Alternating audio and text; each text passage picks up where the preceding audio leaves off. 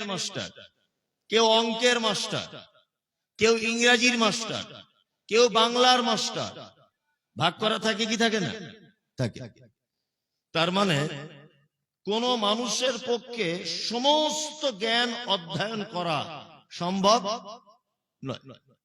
আর সারা পৃথিবীতে এমন কোন একটি বই নেই যে বইটা একটা মানুষ পড়লে তার আর অন্য কোন বই পড়ে জ্ঞান অর্জন করতে হবে না, তার জ্ঞানের পরিপূর্ণতা লাভ হয়ে যাবে।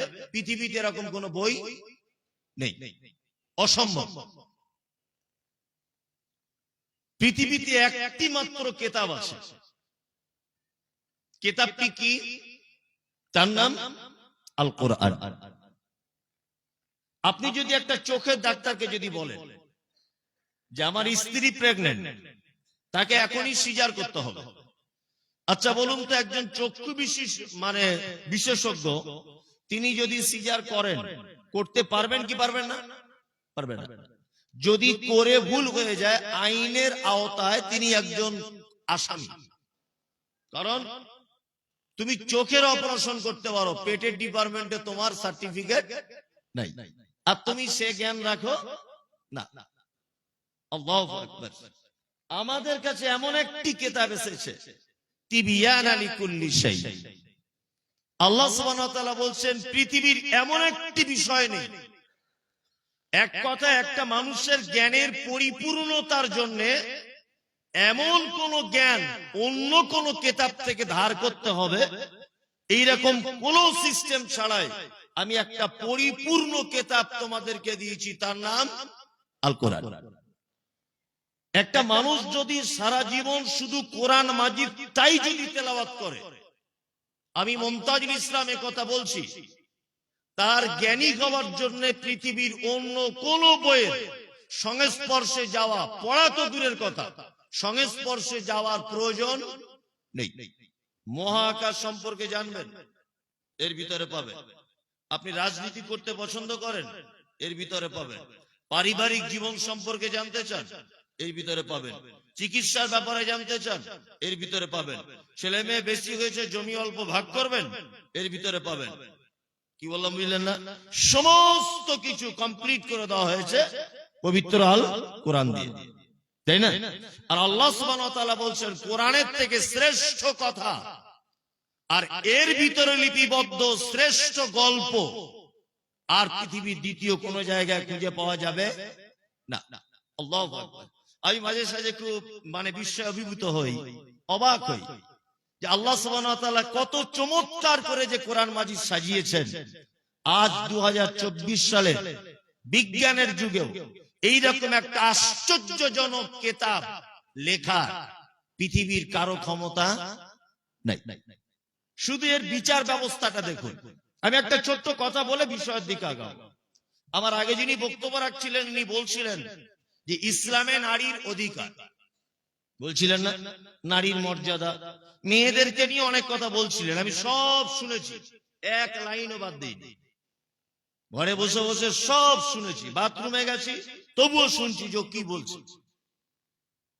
শুনতে শুনতে উনি এক জায়গায় একটা কথা বলছিলেন, আমি ভুল না ঠিক এটা বলতেছি, আমি কথাটাকে তুলে ধরছি, যে মহিলা আর পুরুষের মর্যাদার ব্যাপারে একটু ডিফারেন্স রয়েছে না? বাস্তবেই রয়েছে। আল্লাহু আকবার। ইসলামে নারীর মর্যাদা সম্পর্কে কথা বলতে গেলে অনেক মুসলিম বুদ্ধিমতী নারীরা প্রশ্ন তুলতে পারে। কি প্রশ্ন? বাপের সম্পত্তিতে একটা পুরুষ কতটা অংশ পায়? কতটা? আমি বলছি আপনার বাপের 3 বিঘা জমি আছে, ভালো করে বুঝবেন। আচ্ছা বলুন তো 3 বিঘার ভিতরে আপনারা এক ভাই এক বোন, ভাই কত পাবে? 2 বিঘা। 2 বিঘা আর বোন 1 বিঘা। তা একজন মহিলা আমাকে অনেকবার প্রশ্ন করেছেন, অনেকজন, হুজুর এটা কেমন করে? আপনারা যে বলছেন নারীদের মর্যাদা বেশি, কিন্তু বাপের সম্পত্তিতে মহিলা পাচ্ছে 1%, পুরুষ পাচ্ছে 2%, এটা কেন? এটা আল্লাহ সুবহানাহু ওয়া তাআলা কি আমাদেরকে একটু ঠকিয়ে দেননি? একটু সামান্য ঠকিয়েছে। আল্লাহু আকবার। চিন্তা ভাবনা করে দেখলাম আল্লাহ ঠকানো তো দূরের কথা, এমন লজিক, এমন তথ্য এর ভিতরে দিয়েছেন যেটা শুনলে আপনি অবাক হবেন। আচ্ছা, আমি আমার বাপের সম্পত্তি পেলাম 2 বিঘা, 3 বিঘা জমি। আমার বোন পেল কতটা? 1 বিঘা। এবার আমি যে মেয়েটাকে বিবাহ করেছি ও তার বাপের সম্পত্তি পেয়েছে কয় বিঘা? 1 বিঘা। তাহলে আমার টোটালে হলো কয় বিঘা? 3 বিঘা, তাই তো? এবার আমার বোন যাকে বিয়ে করেছে, আমার দুলা ভাই, সে পেয়েছে তার বাপের 2 ভাগ। কি বললাম বুঝলেন? আর আমার বোন আমার কাছ থেকে পাচ্ছে কয় ভাগ? 1 ভাগ। তাহলে ও 3 ভাগ, আমিও 3 ভাগ। আল্লাহ, কোন জায়গায়। এরপরে আরেকটা তথ্য আপনাকে বলি, দেখবেন। আচ্ছা, বাপের কুটুম, বাপের কুটুম, পুরাতন কুটুম কার বাড়িতে বেশি আসে? মেয়ের বাড়িতে যায় না বেটার বাড়িতে আসে?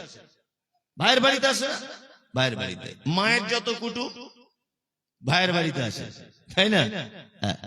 আচ্ছা, আপনার বোন কোন ক্রমে তালাক প্রাপ্ত হলো, তালাক হয়ে গেছে, ডিভোর্স হয়েছে কোন কারণে।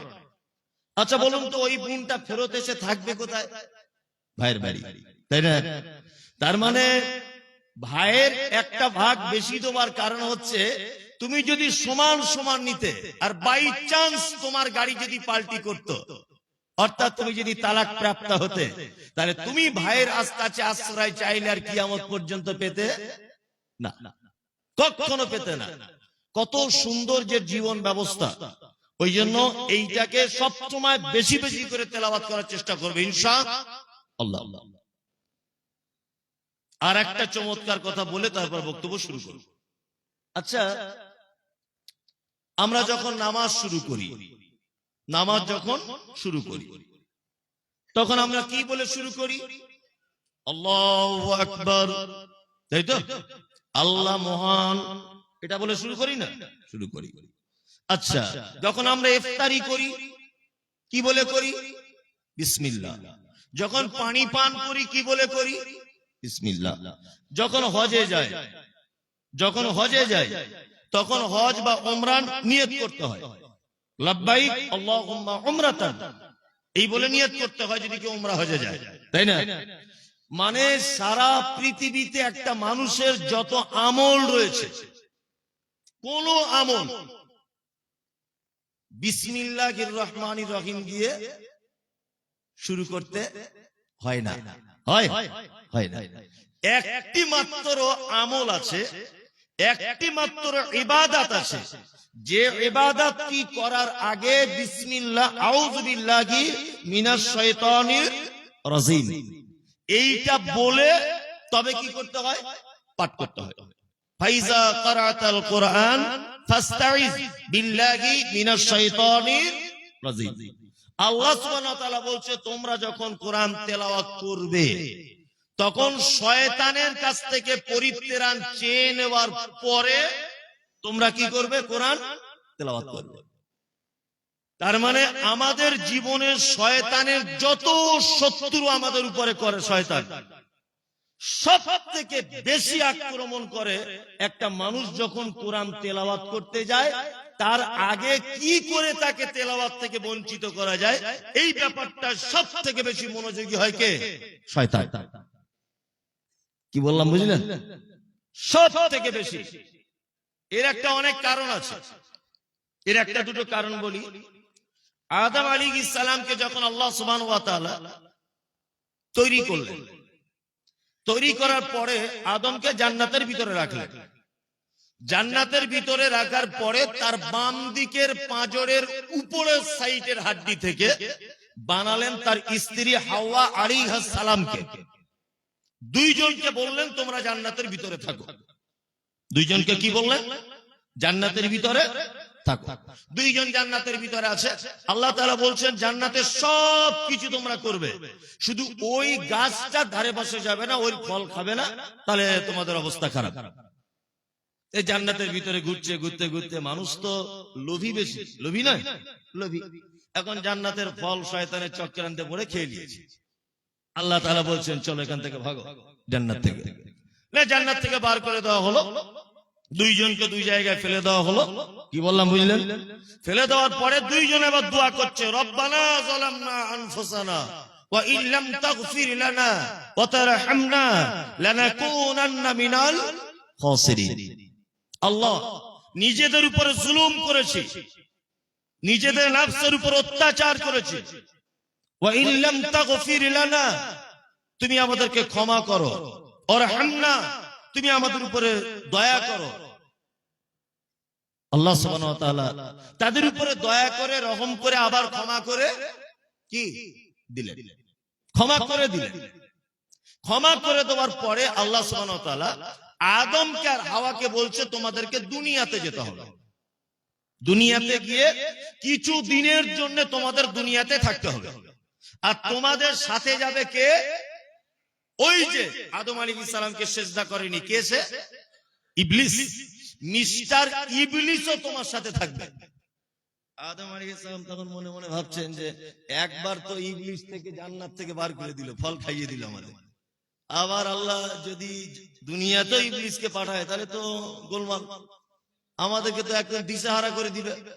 তখন আল্লাহ সুবহানাহু ওয়া তাআলা বলছেন, না, দিশাহারার কোনো ভয় নেই, আমি তোমাদের কাছে একটা জীবন ব্যবস্থা দিচ্ছি, একটা গ্রন্থ দিচ্ছি তোমাকে।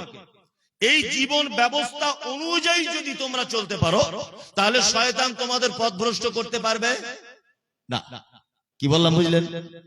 শয়তান তখন দেখছে এ তো মহাবিপদ, ভাবলাম আদমকে আর হাওয়াকে আবার ঘুরিয়ে জাহান্নামের দিকে নিয়ে যাবে, তার হবে না। আল্লাহ ওদেরকে বিধান দিয়ে দিয়েছে, এখন কি করব? এখন শয়তান তখন ভাবছে যে এই বিধানটাকে পরিবর্তন করতে হবে। কিভাবে পরিবর্তন করতে হবে? না, অন্য কোন মানুষকে ফিট করে কোন রকম এদিক ওদিক করে এটা বিকৃতি করে দিতে হবে। ওই জন্য সারা পৃথিবীতে কোরআন মাজিদ ছাড়া যত কিতাব,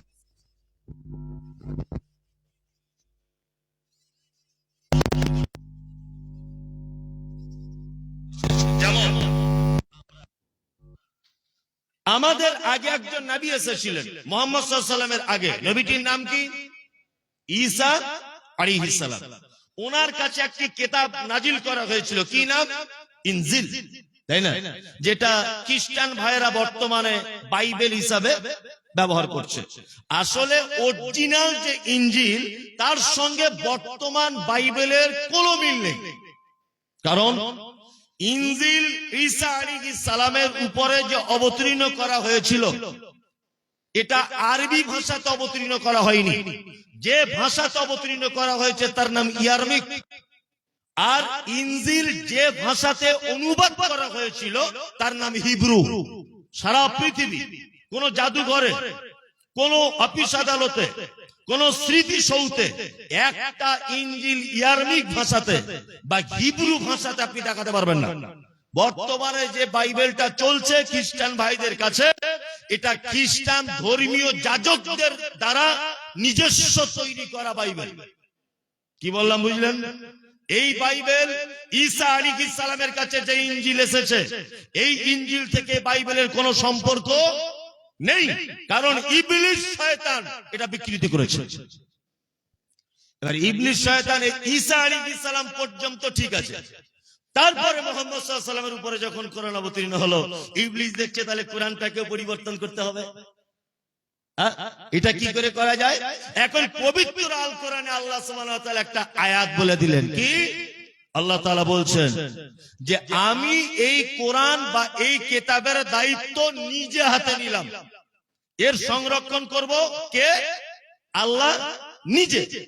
শয়তান তখন দেখছে যদি আল্লাহ নিজের দায়িত্ব গ্রহণ করে আর আল্লাহই তো আমাকে সৃষ্টি করেছে, তাহলে তো এর থেকে মানুষকে এটা পরিবর্তন করা খুব কঠিন। কঠিন কি কঠিন নয়? খুব কঠিন। নাহনু নাযালনা আলাইকা যিকরা ওয়া ইন্না লাহু লাহাফিজুন। আল্লাহ বলছেন আমি কোরআনের হেফাজত সংরক্ষণের দায়িত্ব আমি আল্লাহ নিজে নিচ্ছি।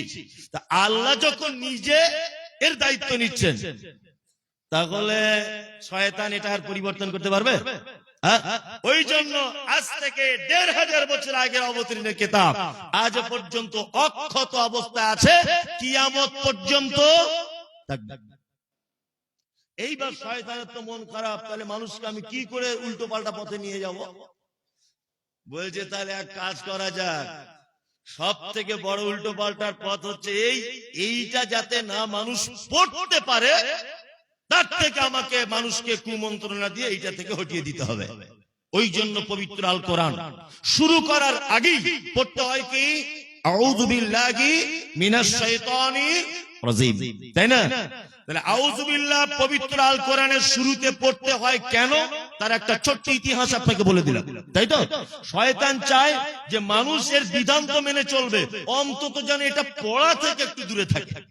ওই জন্য যত আমল রয়েছে সারা পৃথিবীতে, কোন আমল আউযু বিল্লাহ এবং বিসমিল্লাহ দিয়ে শুরু করা হয়নি। কিন্তু কোরআন তেলাওয়াত যখন একটা আমল, এইটাকে আল্লাহ সুবহানাহু ওয়া তাআলা বলছেন তোমরা শয়তানের কাছ থেকে পরিত্রাণ চেয়ে আমার কাছে, তারপরে তোমরা তেলাওয়াত করো। কিন্তু জয় শয়তানেরই হচ্ছে। শয়তান আমাদের চাইছিল যাতে কোরআন তেলাওয়াত না করি, আর আমরা শয়তানের পাল্লায় পড়ে তেলাওয়াত করিও না। করি? একটা লোক বলুন তো যে প্রতিদিন 1 পৃষ্ঠার করে হলেও আমি কোরআন তেলাওয়াত করি, কেউ আছেন এখানে? না। আনন্দবাজার, বর্তমান, গতি, এই সমস্ত পেপার পত্র পত্রিকা পড়ে, তাই না? আর যদিও বা আগেকার দিনে মানুষ একটু পড়তো, তা এখন মোবাইল উঠে আর এর ধারে পাশে চাই না। এইবার আপনাদেরকে আরেকটা কথা বলি, আপনাদের এখানে কসাইখানা আছে, গরু জবাই হয়, গরুর গোশত খুব স্বাদ না? স্বাদ তো, খুব স্বাদ। আবার এই গোশতের ভিতরে আবার একটা গরুর আলাদা আলাদা স্বাদ।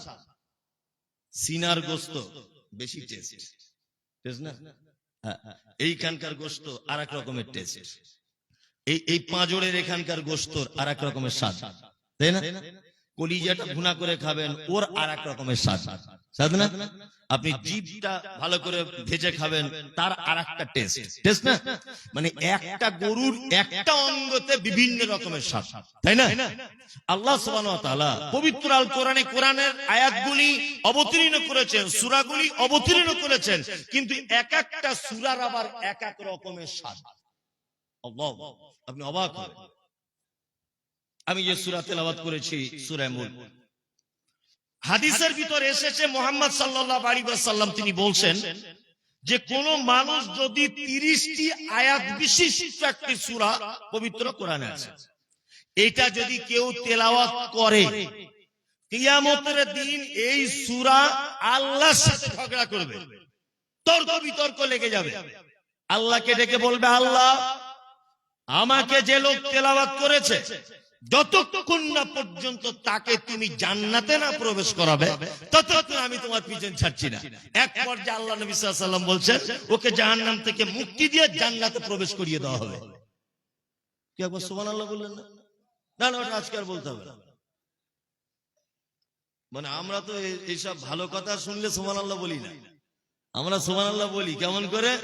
ও বাবারা, মায়েরা, ভাইরা, অমুক জায়গায় একটা আল্লাহর ওলি ছিল, জঙ্গলে দিয়ে যাচ্ছিল নৌকায় করে, হঠাৎ করে একটা বাঘ এসে নৌকায় ঝাঁপ দিয়ে দিল, আর আল্লাহর ওলি বলছে, এই বেটা আমি আল্লাহর ওলি, তুই জানিস না? বাঘ ফিরে গেল আবার জঙ্গলে।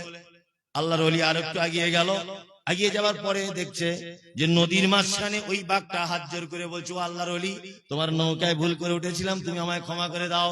পাবলিক বলছে, নারে তাকবীর, আল্লাহু আকবার। এই বক্তব্য নারে তাকবীর, তাই না? এই সব বক্তব্যে আমরা সুবহানাল্লাহ বলি, তাই না?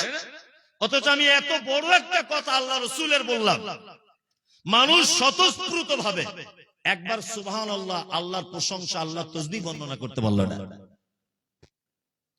তাহলে এই সূরা যদি কেউ তেলাওয়াত করে, তার শেষ পজিশন থাকার জায়গা কোথায়?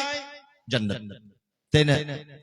আরেক রাওয়ায়াতে আছে যে এই সূরাটি যদি কেউ তেলাওয়াত করে, তাহলে সে কবরের আযাব থেকে কি পরিত্রাণ পেয়ে যাবে।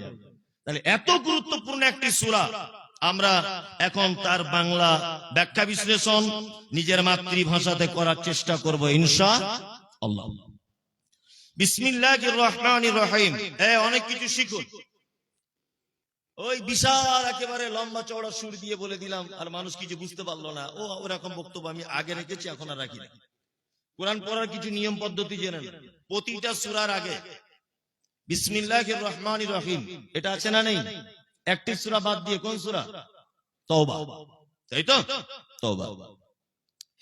এবার একটা কথা বলে যাচ্ছি, আপনি নামাজ পড়ছেন বা আপনি কোরআন তেলাওয়াত করছেন, সূরা বাকারার মাঝখান থেকে আপনি শুরু করেছেন, বলুন তো কি বলে শুরু করবেন?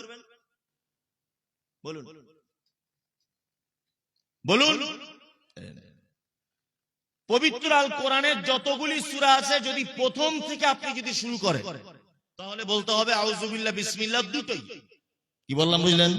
আর কোন সূরার মাঝখান থেকে যদি আপনি শুরু করেন, তাহলে পড়তে হবে কি? শুধুমাত্র আউযুবিল্লাহি মিনাশ শাইতানির রাজিম। তখন আর বিসমিল্লাহ লাগাতে হবে না। ছোট্ট একটা কথা জানা হয়ে গেল তাহলে আমাদের।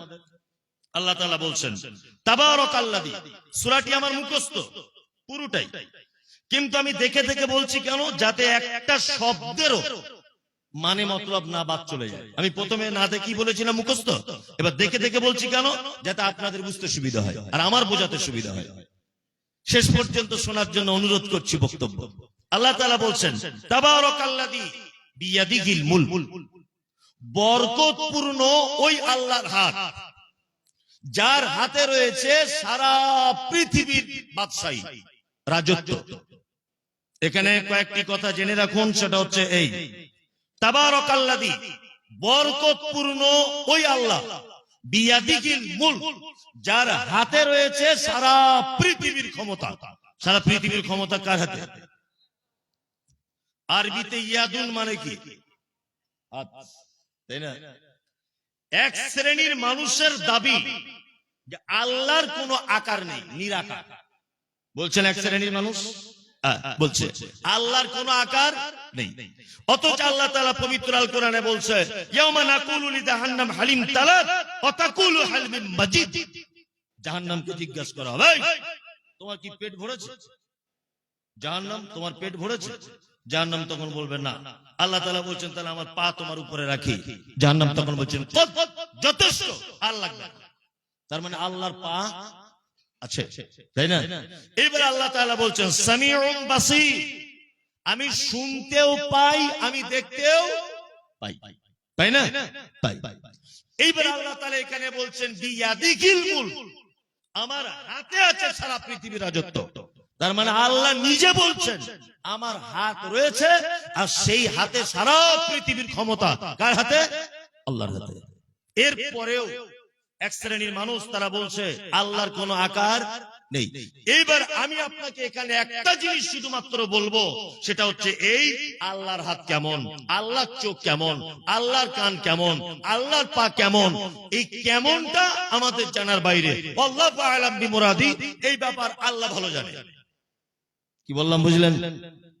ওই জন্য আর একটা আশ্চর্য কথা আপনাকে মাঝখানে বলে দিই, তাহলে বুঝতে অনেক সুবিধা হবে। আমি কোন একদিন ট্রেনে বসে আছি, একজন ভাই আমাকে জিজ্ঞাসা করছেন যে মুসলিমরা তারা নামাজ পড়ে, এরা কত বড় বোকা, ফাঁকা মসজিদে গিয়ে সেজদা দেয় অথচ আল্লাহকে দেখতে পায় না। যদি আল্লাহকে দেখতে পেত একটু তবুও মনে শান্তি পাওয়া যেত, কিন্তু আল্লাহকে দেখতে পাওয়া যায় না। মুসলিমরা কত বড় বোকা। তাই বললাম তাই? বলছে হ্যাঁ। আচ্ছা আচ্ছা আচ্ছা আচ্ছা ভাই, তুমি কোন ধর্মের? ও জানে না যে আমি কি চিজ। তুমি কোন ধর্মের? বলছে আমি অমুক ধর্মের। আমি কোন ধর্মের নাম বলে বলছি না। আচ্ছা, তোমরা কি করো?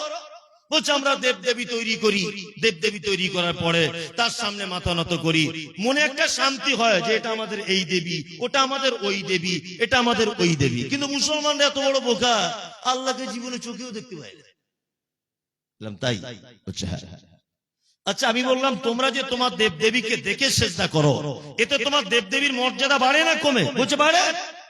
কখনোই বাড়ে না। তোমাদের যখন অনুষ্ঠান হয়, তোমাদের দেবদেবীর ছবিগুলো পেপার পত্র পত্রিকায় ছাপা হয়, ছাপা হয় না? অমুক জায়গায় এত বড় একটা দেবী হয়েছে, অমুক জায়গায় এত বড় একটা বিশাল মূর্তি তৈরি করা হয়েছে, এবছর পুজোয় এরকম প্যান্ডেল করা হয়েছে, এগুলো দেখা যায় না? দেখা যায়। পেপারে তোমার মায়ের ছবি হলো, পেপার পত্র পত্রিকায় তোমার মূর্তির ছবি করা হলো, তাই না? ওই ছবিটা দোকানদার ঠোঙা তৈরি করে পেপার পুরাতন হয়ে যাওয়ার পরে চানাচুর মুড়ি দিয়েছে, দেয় কি দেয় না? আর ওই চানাচুর মুড়ি খাওয়ার পরে একটা বাচ্চা ছেলে তোমার মূর্তির ছবিটা ডাস্টবিনে ফেলে দিয়েছে। হ্যাঁ, তাহলে বলো, তোমার মায়ের মূর্তি যদি ডাস্টবিনে ফেলে দেওয়া হয়, তোমার মায়ের মর্যাদা বাড়ে না কমে? কমে। আল্লাহ তাআলা বলছেন, কি বলছেন? যে আমার প্রতি যারা বিশ্বাস রাখে, আমাকে না দেখে বরং না দেখলে তার প্রতি ভক্তি শ্রদ্ধা বেশি হয়। বেশি হয় না কম হয়? বেশি হয়। আর দেখে যদি আপনি ফেলেন, তার প্রতি আপনার অনেক অভিযোগ চলে আসবে। আসবে না? আপনি একটা মেয়ের সঙ্গে ফোনে কথা বলেন, আমি বাস্তববাদী লোক তো, একটা মেয়ের সঙ্গে ফোনে কথা বলেন, 2 বছর বলছেন, কেমন আছে তুমি, তোমায় ছাড়া বাঁচবো না, তুমি আমার জান, তুমি আমার প্রাণ, তুমি আমার অক্সিজেন, আই লাভ ইউ, হাবি জাবি সবকিছু চলছে। আর 2 বছর যাবত চলছে। এখন বড় মোবাইল নাই, দুইজনারই সুইচ ওয়ালা মোবাইল, ভালো করে বুঝবে। দাঁত বার করে শুধু হাসলে হবে না, এতে অনেক শিক্ষা আছে। তা ভালো, তা দুজনে একদিন কথা হচ্ছে, আচ্ছা তোমার সঙ্গে তো 2 বছর কথা হচ্ছে, তোমায় একবার দেখতে আমার খুব ইচ্ছা হচ্ছে।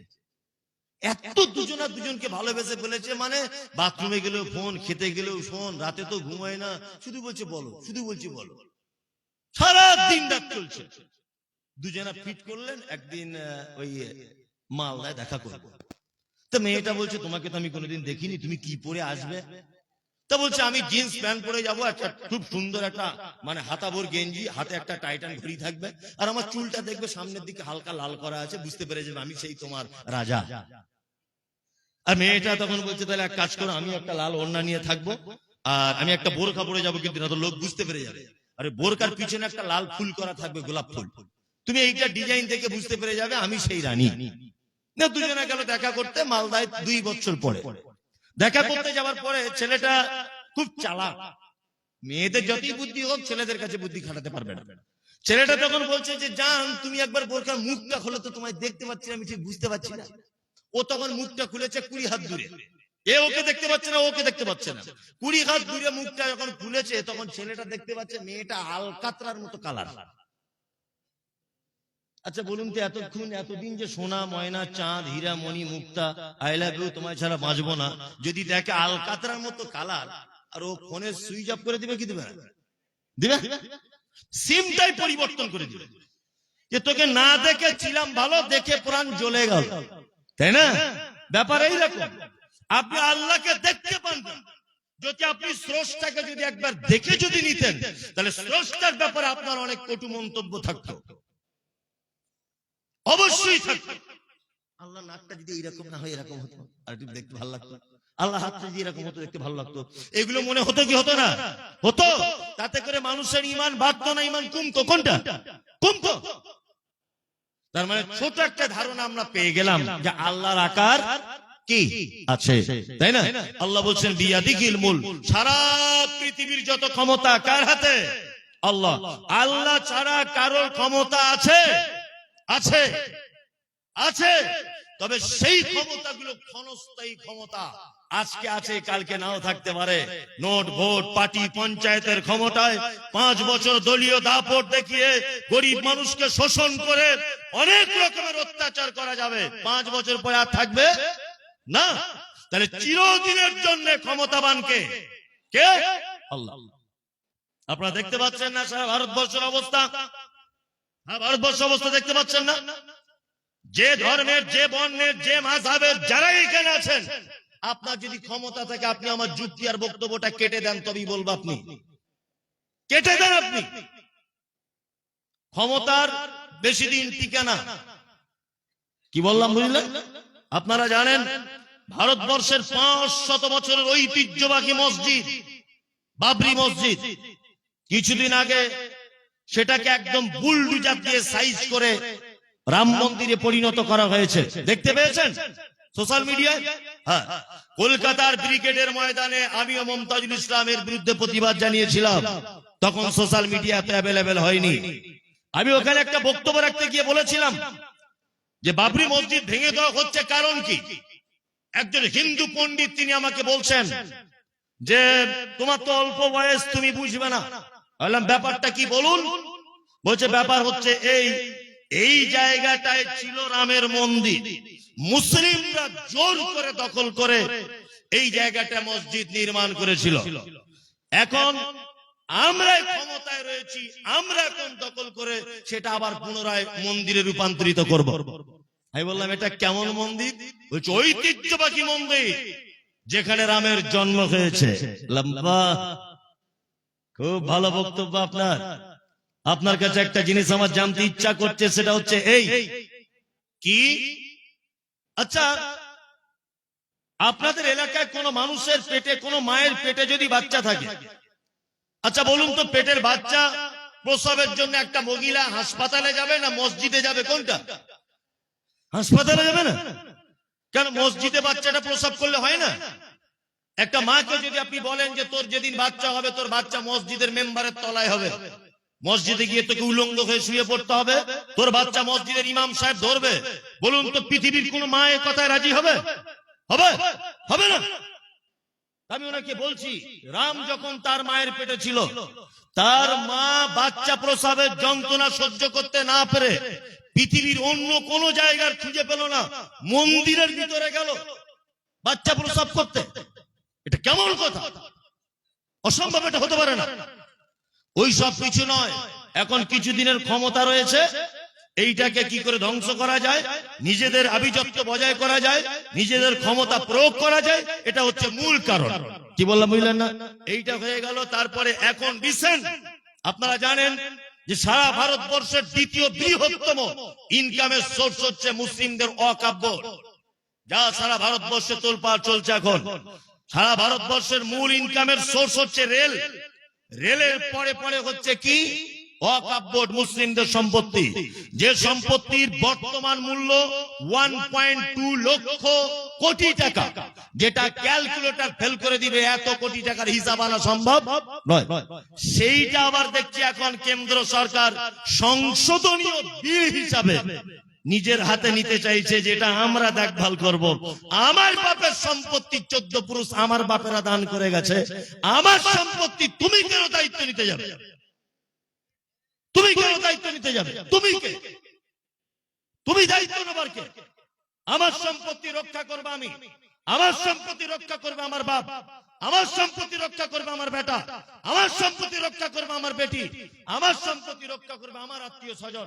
সারা ভারতবর্ষে ওয়াকফের যত সম্পত্তি রয়েছে, মুসলিমদের নিজস্ব দান করা বাপের পৈতৃক সম্পত্তি তারা দান করেছে আল্লাহর হস্তে, যাতে আগামী দিনে অদূর ভবিষ্যতে মুসলিম পিছিয়ে পড়া অসহায় দুস্থ ছেলে মেয়েরা কলেজে পড়ে ভালো ডাক্তার হতে পারে, ভালো মাস্টার হতে পারে, ভালো ইঞ্জিনিয়ার হতে পারে, ডক্টরেট করতে পারে, তারা বৈজ্ঞানিক হতে পারে।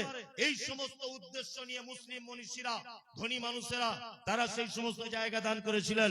তার মধ্যে দানবীর ছিলেন হুগলি জেলার একজন বিখ্যাত লোক, ওনার নাম হচ্ছে হাজী মোহাম্মদ মহসিন, যাকে বলা হয় দানবীর। 1.2 লক্ষ কোটি টাকার সম্পত্তি মুসলিমদের, সেইটা এখন কেন্দ্র সরকার লেগেছে নিজের হাতে নিয়ে নেওয়ার জন্য। এটা আপনি ভাববেন যে আমরা অত সহজে ওয়াকফের সম্পত্তি আপনার মতো নোংরা লোকের হাতে হস্তান্তর করতে চাই না, কখনোই না। আরে আপনি তো ছোটখাটো নেতা, এর আগে ফেরাউনের সঙ্গে আমাদের লড়াই হয়েছে, নমরুদের সঙ্গে হয়েছে, এর আগে সারা পৃথিবীর ইতিহাসে চরম শত্রুদের সঙ্গে আমরা যুদ্ধ করে আজ 2024 পর্যন্ত পৌঁছেছি। অত সহজ ভেবে নিও না। ফেরাউনের মতো নেতাকে আমরা জব্দ করে দিয়েছি পানিতে ডুবিয়ে, নমরুদের মতো বিশ্বাসঘাতককে আগুনে পুড়িয়ে ছাই করে দিয়েছি। আমরা সেই জাতি। অত সহজ ভেবে নিও না, ক্ষমতার অপব্যবহার করিও না। মানুষ ভালোবেসে তোমাকে ক্ষমতা দিয়েছে, অপব্যবহার করিও না। আল্লাহ সুবহানাহু ওয়া তাআলার ক্ষমতা এত চরম পর্যায়ের ক্ষমতা। আল্লাহ তাআলা বলছেন বিয়াদিহিল মুলক, সারা পৃথিবীতে যত ক্ষমতা রয়েছে, যত ক্ষমতার উৎস রয়েছে, লাঠি পাটি কমরেড নেতা যত যা কিছু আছে, এদের ক্ষমতা থাকতে পারে 2-4 দিন 5 বছরের জন্য, কিন্তু আমি আল্লাহ সুবহানাহু ওয়া তাআলা আমার ক্ষমতা চিরঞ্জীব, কিয়ামত পর্যন্ত, তার উপরে পর্যন্ত আমার ক্ষমতা একভাবে থাকবে। আমার ক্ষমতা ছিনিয়ে নেবার কারো অধিকার আছে? ক্ষমতার যদি অপব্যবহার করো, অন্তত পক্ষে বাংলাদেশকে নিয়ে তো শিক্ষাটা নিবে। রাতের বেলা পালাতে রাস্তা পেল না। ক্ষমতার যদি অপব্যবহার করো, রাতের বেলা পালিয়ে যেতে হবে, রাস্তা খুঁজে পাবে না। ওই জন্য ক্ষমতার অপব্যবহার করবেন না। ক্ষমতার মালিক কে? কে? আল্লাহ সুবহানাহু ওয়া তাআলা। কি বললাম বুঝলেন? নাম দিয়েছে সংখ্যালঘু, নাম দিয়েছে কি? সংখ্যালঘু। মুসলিম ছাড়া আর কাউকে সংখ্যালঘু বলে ডাকা হয়? হয়? হয় জানেন? জানেন না? ভারতবর্ষের প্রথম রয়েছে হিন্দু ভাইরা, ভাই বলে সম্বোধন করছি। দ্বিতীয় পর্যায়ে কারা? কারা? আমরা, তাই তো? আমাদের নিচেতেও তো অন্যান্য কাস্ট আছে, আছে না নেই? আছে। তাদেরকে সংখ্যালঘু বলা হয় না কেন? আমাদেরকে কেন শুধু সংখ্যালঘু বলা হচ্ছে? কারণ কি?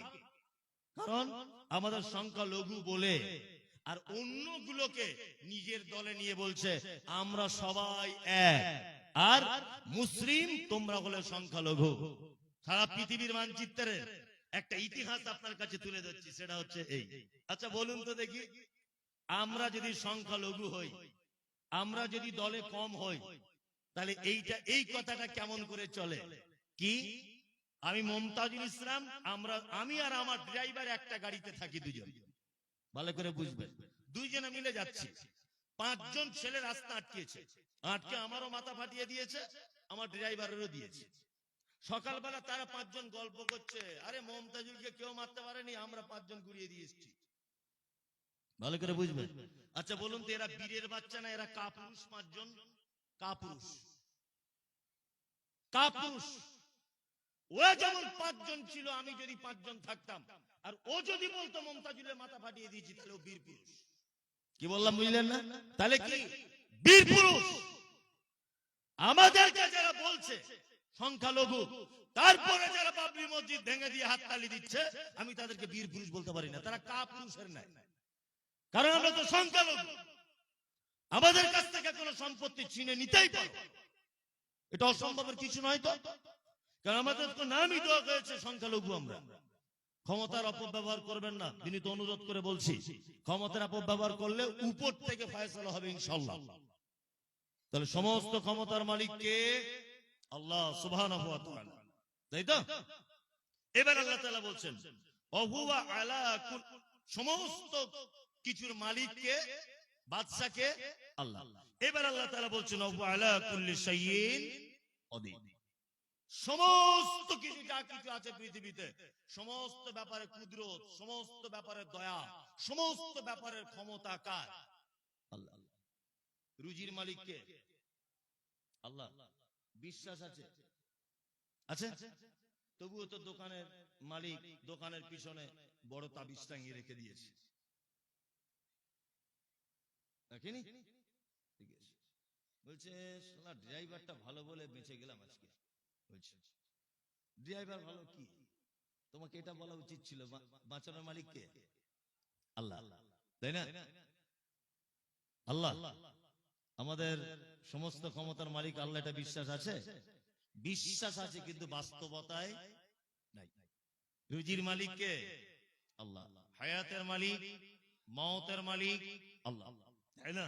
কিন্তু বাস্তবতায় নেই। রুজির মালিক আল্লাহ, অথচ 4 কেজি ওজনের তাবিজ ঝুলিয়ে রেখেছে দোকানে, যেটা শিরক। যেটা কি? শিরক, মারাত্মক বড় শিরক। আজকে আমাদের আলেমরা, যারা আলেম বলে নিজেদেরকে দাবি করছেন, এরা যে সাধারণ মানুষকে কত ক্ষতি করছে আপনি অবাক হয়ে যাবেন। কত যে ক্ষতি করছে। এক,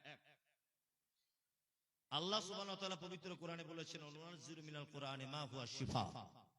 আমি কোরআন অবতীর্ণ করেছি মানুষের, মুমিনদের আরোগ্যের জন্য। কিসের জন্য? আরোগ্যের জন্য, তাই তো? এবার একটা কথা বলি, মুমিনের থেকে আরোগ্য লাভ করবে কেমন করে? আপনার জ্বর হয়েছে, জ্বর, তাই তো? আপনি কোরআন তেলাওয়াত করবেন, ইনশাআল্লাহ ওই জ্বর তেলাওয়াতের বরকতে আল্লাহ আপনাকে ভালো করে দিবেন। কি বললাম বুঝলেন? আল্লাহ নবী সাল্লাল্লাহু আলাইহি ওয়াসাল্লামের হাদিস, যে তুমি যখন বাড়িতে শুয়ে থাকবে রাতের বেলা, তুমি যদি চাও যে তোমার বাড়ির সম্পদগুলো স্বয়ং আল্লাহ পাহারা দিক, তাহলে আয়াতুল কুরসি পড়ে তোমার হাতে ফুঁক দিয়ে সারা শরীরে তুমি বুলিয়ে নাও। এইটা যদি তুমি করো, তাহলে তোমার বাড়ির সমস্ত মাল পাহারা দিবে কে? কে? কার জিম্মাতে থাকবে তোমার বাড়ির মাল? আল্লাহ। এখন আপনার বাড়ি একটা রিক্সা চুরি হয়ে গেছে, আপনি ইমাম সাহেবের কাছে গিয়ে বলছেন রিক্সা চুরি হয়ে গেল। ইমাম সাহেব তখন বলছে ঠিক আছে রিক্সা আর কোনোদিন চুরি হবে না, একটা তাবিজ লিখে দিচ্ছে আয়াতুল কুরসি, বাড়ির মেন গেটের সামনে টাঙিয়ে রাখবে। কি বললাম বুঝলেন? টাকা লাগবে কত? না 1200 টাকা। ইমাম সাহেব কত দিক দিয়ে আপনাকে ঠকিয়েছে দেখুন।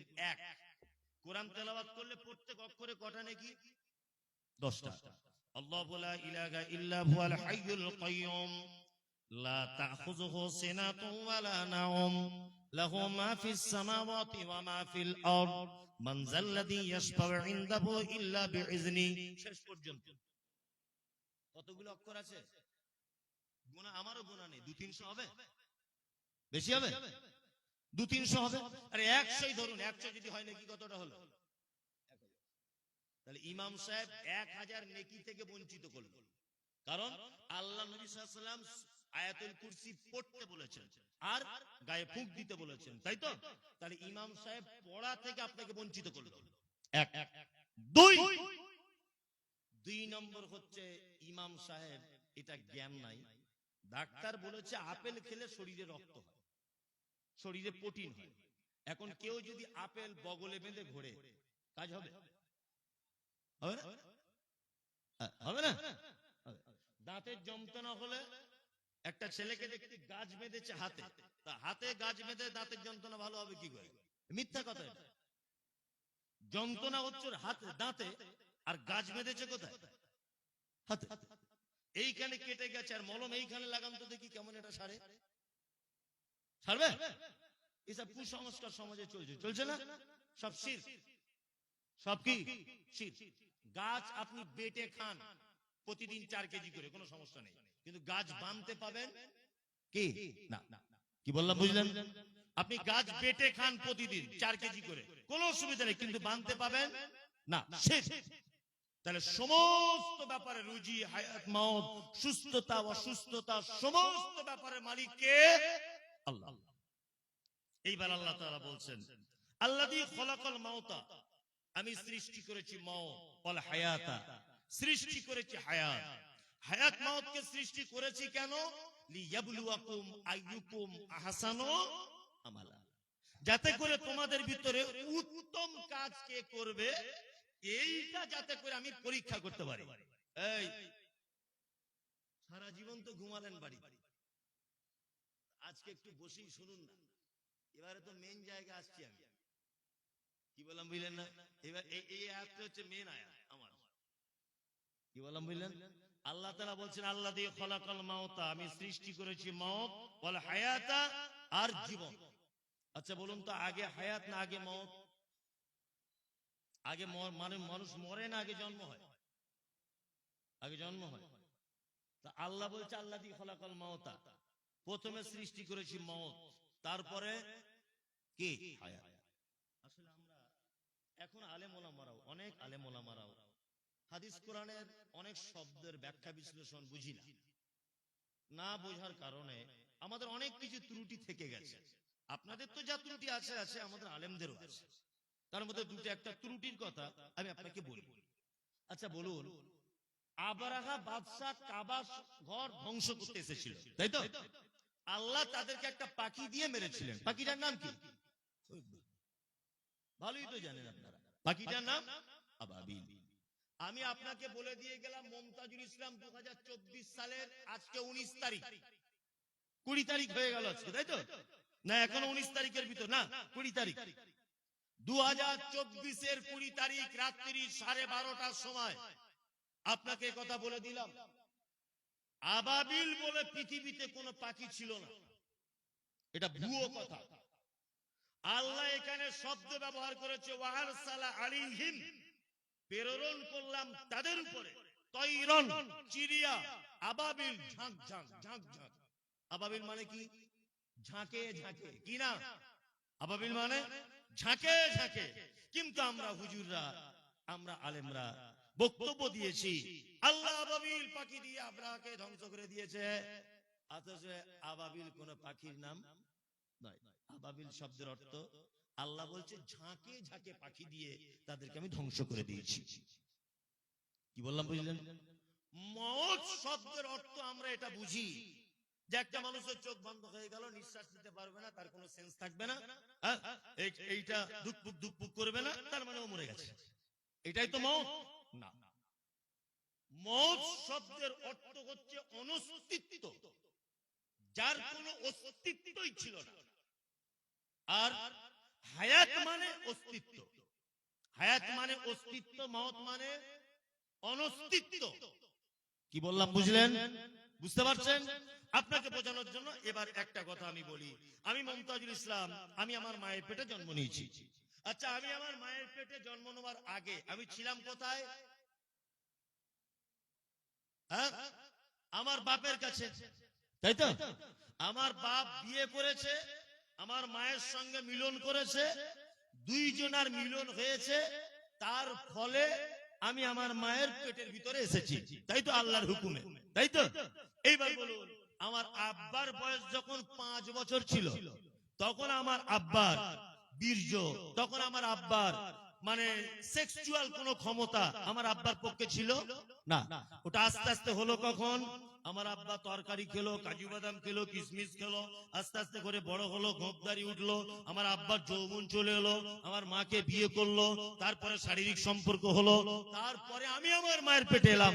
আমি আমার মায়ের পেটে আসার আগে কোথায় ছিলাম? কাজু বাদামের ভিতরে ছিলাম, সবজির ভিতরে ছিলাম, গরুর মাংসের ভিতরে ছিলাম, বাদামের ভিতরে ছিলাম, দুধের ভিতরে ছিলাম। আমার কোনো অস্তিত্ব ছিল না। ছিল? ছিল না।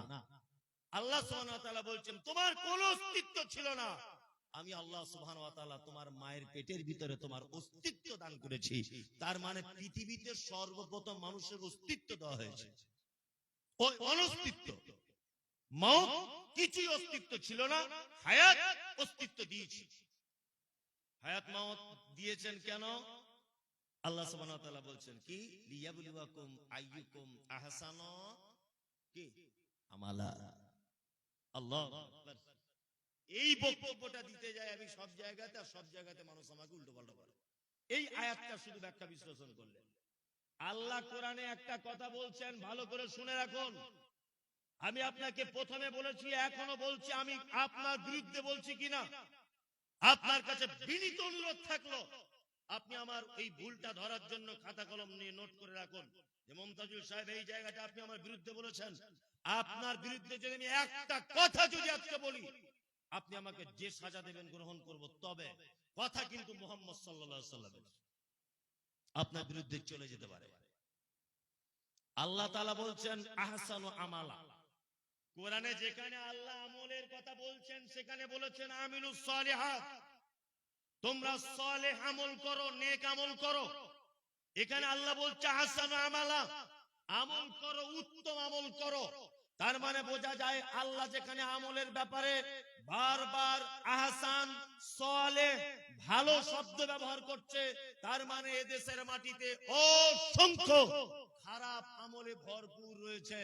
এই খারাপ আমলগুলো ছেড়ে আল্লাহ তাআলা বলছেন আইয়ুকুম আহসানু আমালা, উত্তম আমল করো। আচ্ছা বলুন তো দেখি, আমাদের বর্তমান বিশ্বে খারাপ আমল আছে না নেই? কথা বলুন। আছে? আছে। আর একটা কথা বলছি, তাহলে বুঝতে সুবিধা হবে। আল্লাহ বলছেন আমিলাতুন নাসিবা তাসলা নারান হামিয়া, এক শ্রেণীর মানুষ তারা আমল করবে, আমল করতে করতে করতে করতে নাসিবা ক্লান্ত হয়ে যাবে, তারপরে আল্লাহ বলছে তাদেরকে টেনে হিচড়ে অপমান করে লজ্জিত অবস্থায় তাদেরকে ধরে জাহান্নামের ভিতরে ঢোকানো হবে। বলুন এরা কোন আমলকারী?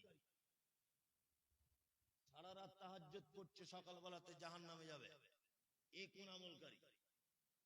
কোন আমলকারী? এই আমলকারী ওই আমলকারী আয়েশা সিদ্দিকা রাদিয়াল্লাহু তাআলা আনহা থেকে হাদিসটা বর্ণনা হয়েছে। আল্লাহ রাসূল সাল্লাল্লাহু আলাইহি ওয়াসাল্লাম তিনি বলেন, মান আমিলা আমালান লাইসা আলাইহি আমরুনা ফাহুয়া রাদ্দুন। মানুষ এমন একটা আমল করে যে আমলে আমি মুহাম্মদ সাল্লাল্লাহু আলাইহি ওয়াসাল্লাম আমার পক্ষ থেকে যার কোনো নির্দেশ নেই, যার কোনো আদেশ নেই, ফাহুয়া রাদ্দুন, অবশ্যই সে আমল বাতিল, অবশ্যই সে আমল বাতিল, অবশ্যই সে আমল প্রত্যাখ্যাত, চলতেই পারে না। আল্লাহ সুবহানাহু ওয়া তাআলা বলেছেন আমিলাতুন নাসিবা তাসলা নারান হামিয়া, আমল করার পরে পরেও জাহান্নামে যাবে তারা যাদের আমল আল্লাহ এবং তার রাসূলের অনুযায়ী হবে না। কত আমল যে আমাদের বাজারে রয়েছে, যে আমলগুলো আল্লাহ এবং তার রাসূলের সঙ্গে কোনো সম্পর্ক নাই। কত বড় বুদ্ধিমান মানুষ মারা গেছে, এদিকে ফিরুন, কোন দিকে তাকাবেন না। মানুষ মারা গেছে, একজনে বলছে দোয়া বলুন। কি দোয়া? মিনহা খালাকনাকুম ওয়া ফিহা নুঈদুকুম ওয়া মিনহা নুখরিজুকুম তারাতান উখরা। এই দোয়াটা বলে মাটি দেন সবাই। সবাই মাটি দিচ্ছে। আমি জানাজাতে ছিলাম, আমি বলেছি এটা সবাই বিসমিল্লাহ বলে মাটি দেন। বিসমিল্লাহ বলে, মিনহা খালাকনাকুম বলতে হবে না, বিসমিল্লাহ বলে মাটি দেন। তখন একজন এসে আমাকে ধমকি দিয়ে বলছে, তুমি কয় পাতা পড়া মৌলভী সাহেব, তুমি বুঝো কিছু? মিনহা খালাকনাকুম বলে মাটি দিলে অসুবিধা কোথায়? আমি বললাম আচ্ছা, তাহলে মিনহা খালাকনাকুম বলে মাটি দিতে হবে তুমি কি করে বুঝলে? বলছে আমি বুঝলাম এটা তো কোরআনের আয়াত। কোরআনের আয়াত বলি যে এখানে বলতে হবে, তোমাকে এটা কে বলবে? বলছে কোরআনের আয়াত বললে ক্ষতি কি?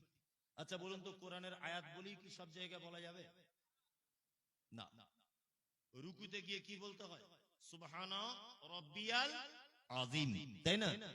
পবিত্র আল কোরআনে একটা ছোট্ট সূরা আছে, এই সূরাটা যদি কেউ 3 বার তেলাওয়াত করে, একবার কোরআন মাজিদ খতম করলে যত নেকি তত নেকি হয়। কোন সূরা? ইখলাস। আমি যদি রুকুতে গিয়ে বলি কুল হুয়াল্লাহু আহাদ আল্লাহুস সামাদ লাম ইয়ালিদ ওয়া লাম ইউলাদ ওয়া লাম ইয়াকুল লাহু কুফুয়ান আহাদ, নামাজ হবে? কেন হবে না? ওটা তো কোরআনের আয়াত, হবে না কেন? তার মানে বোঝা যায় এই জায়গাটা আল্লাহ রাসূল এইটা বলতে বলেন নি। মিনহা খালাকনাকুম এটা কোরআনের আয়াত, এই কথা চূড়ান্ত। কিন্তু মাটি দেওয়ার সময়তেই যে বলতে হবে এটা, এই যে আল্লাহ রাসূলের থেকে সহিহ সূত্রে প্রমাণ পাওয়া যায় না। কি বললাম বুঝলেন? খুব সাবধান। বর্তমানে ভ্রান্ত আমলে সমাজ একদম ভর্তি। আল্লাহ বলেছেন আমল করো, উত্তম আমল। কোন কোম্পানি যখন তার পানির প্রোডাক্টে লিখে দিয়েছে, এক বোতল পানি কিনলেন, পানির গায়ে, বোতলের গায়ে লেখা আছে কি? লেখা আছে 100% খাঁটি। ও লিখলো কেন? তার মানে বুঝে নিতে হবে অন্য পানিতে ভেজাল ধরা পড়েছে। কি বললাম বুঝলেন?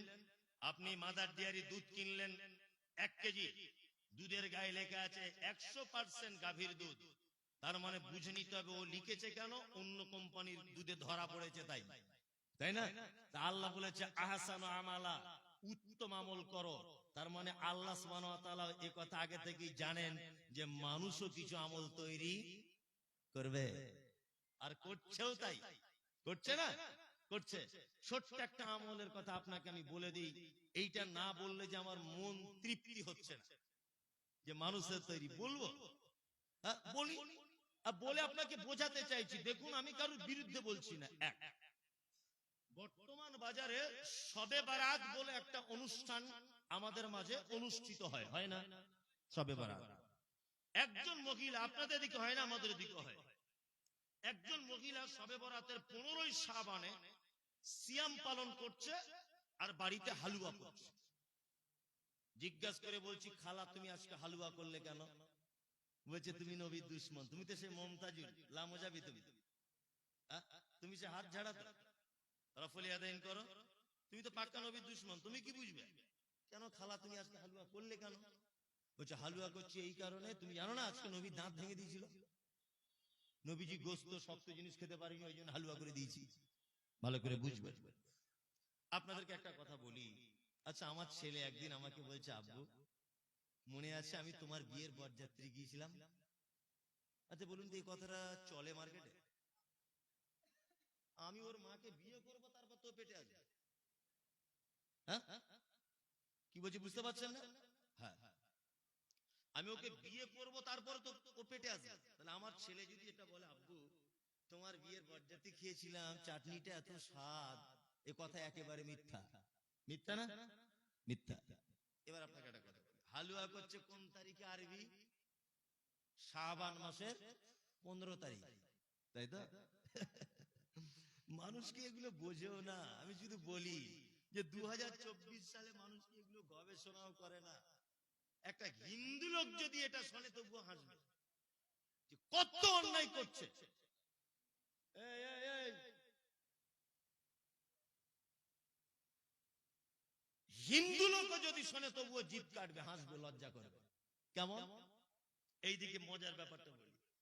15ই শাবানে খালা হালুয়া করেছে, নবীর দাঁত ভেঙেছে, তাই তো?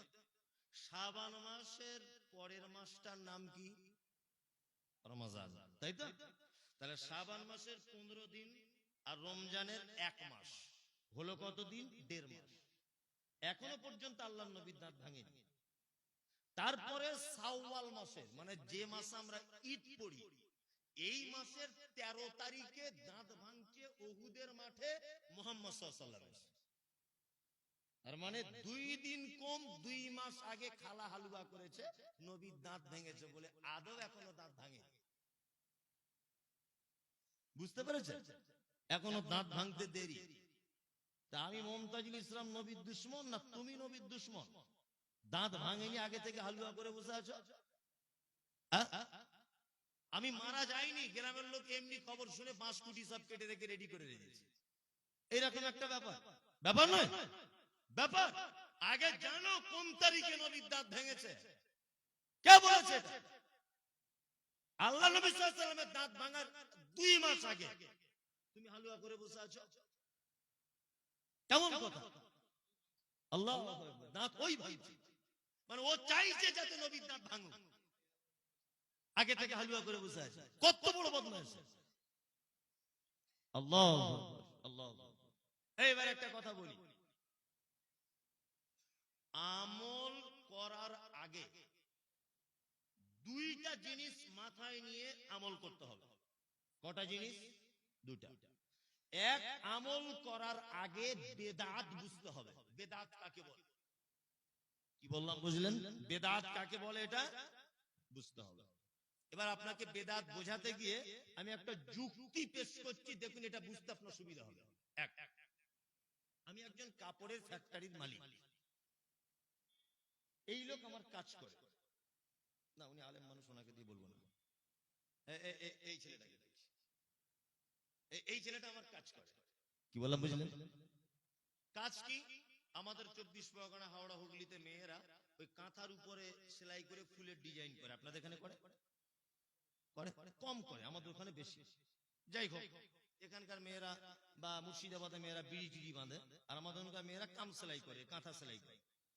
যাই হোক, তা আমি এই ছেলেটাকে বললাম যে তোকে 10টা কাপড় দিচ্ছি, চারিদিকে গোলাপ ফুলের ছবি এঁকে আনবি, গোলাপ ফুল, আর তুই এঁকে সেলাই করে কমপ্লিট করে আনবি। তোকে প্রত্যেক কাপড় পিছু আমি 200 করে টাকা দেব। ও কাপড়গুলো নিয়ে বাড়ি গেছে।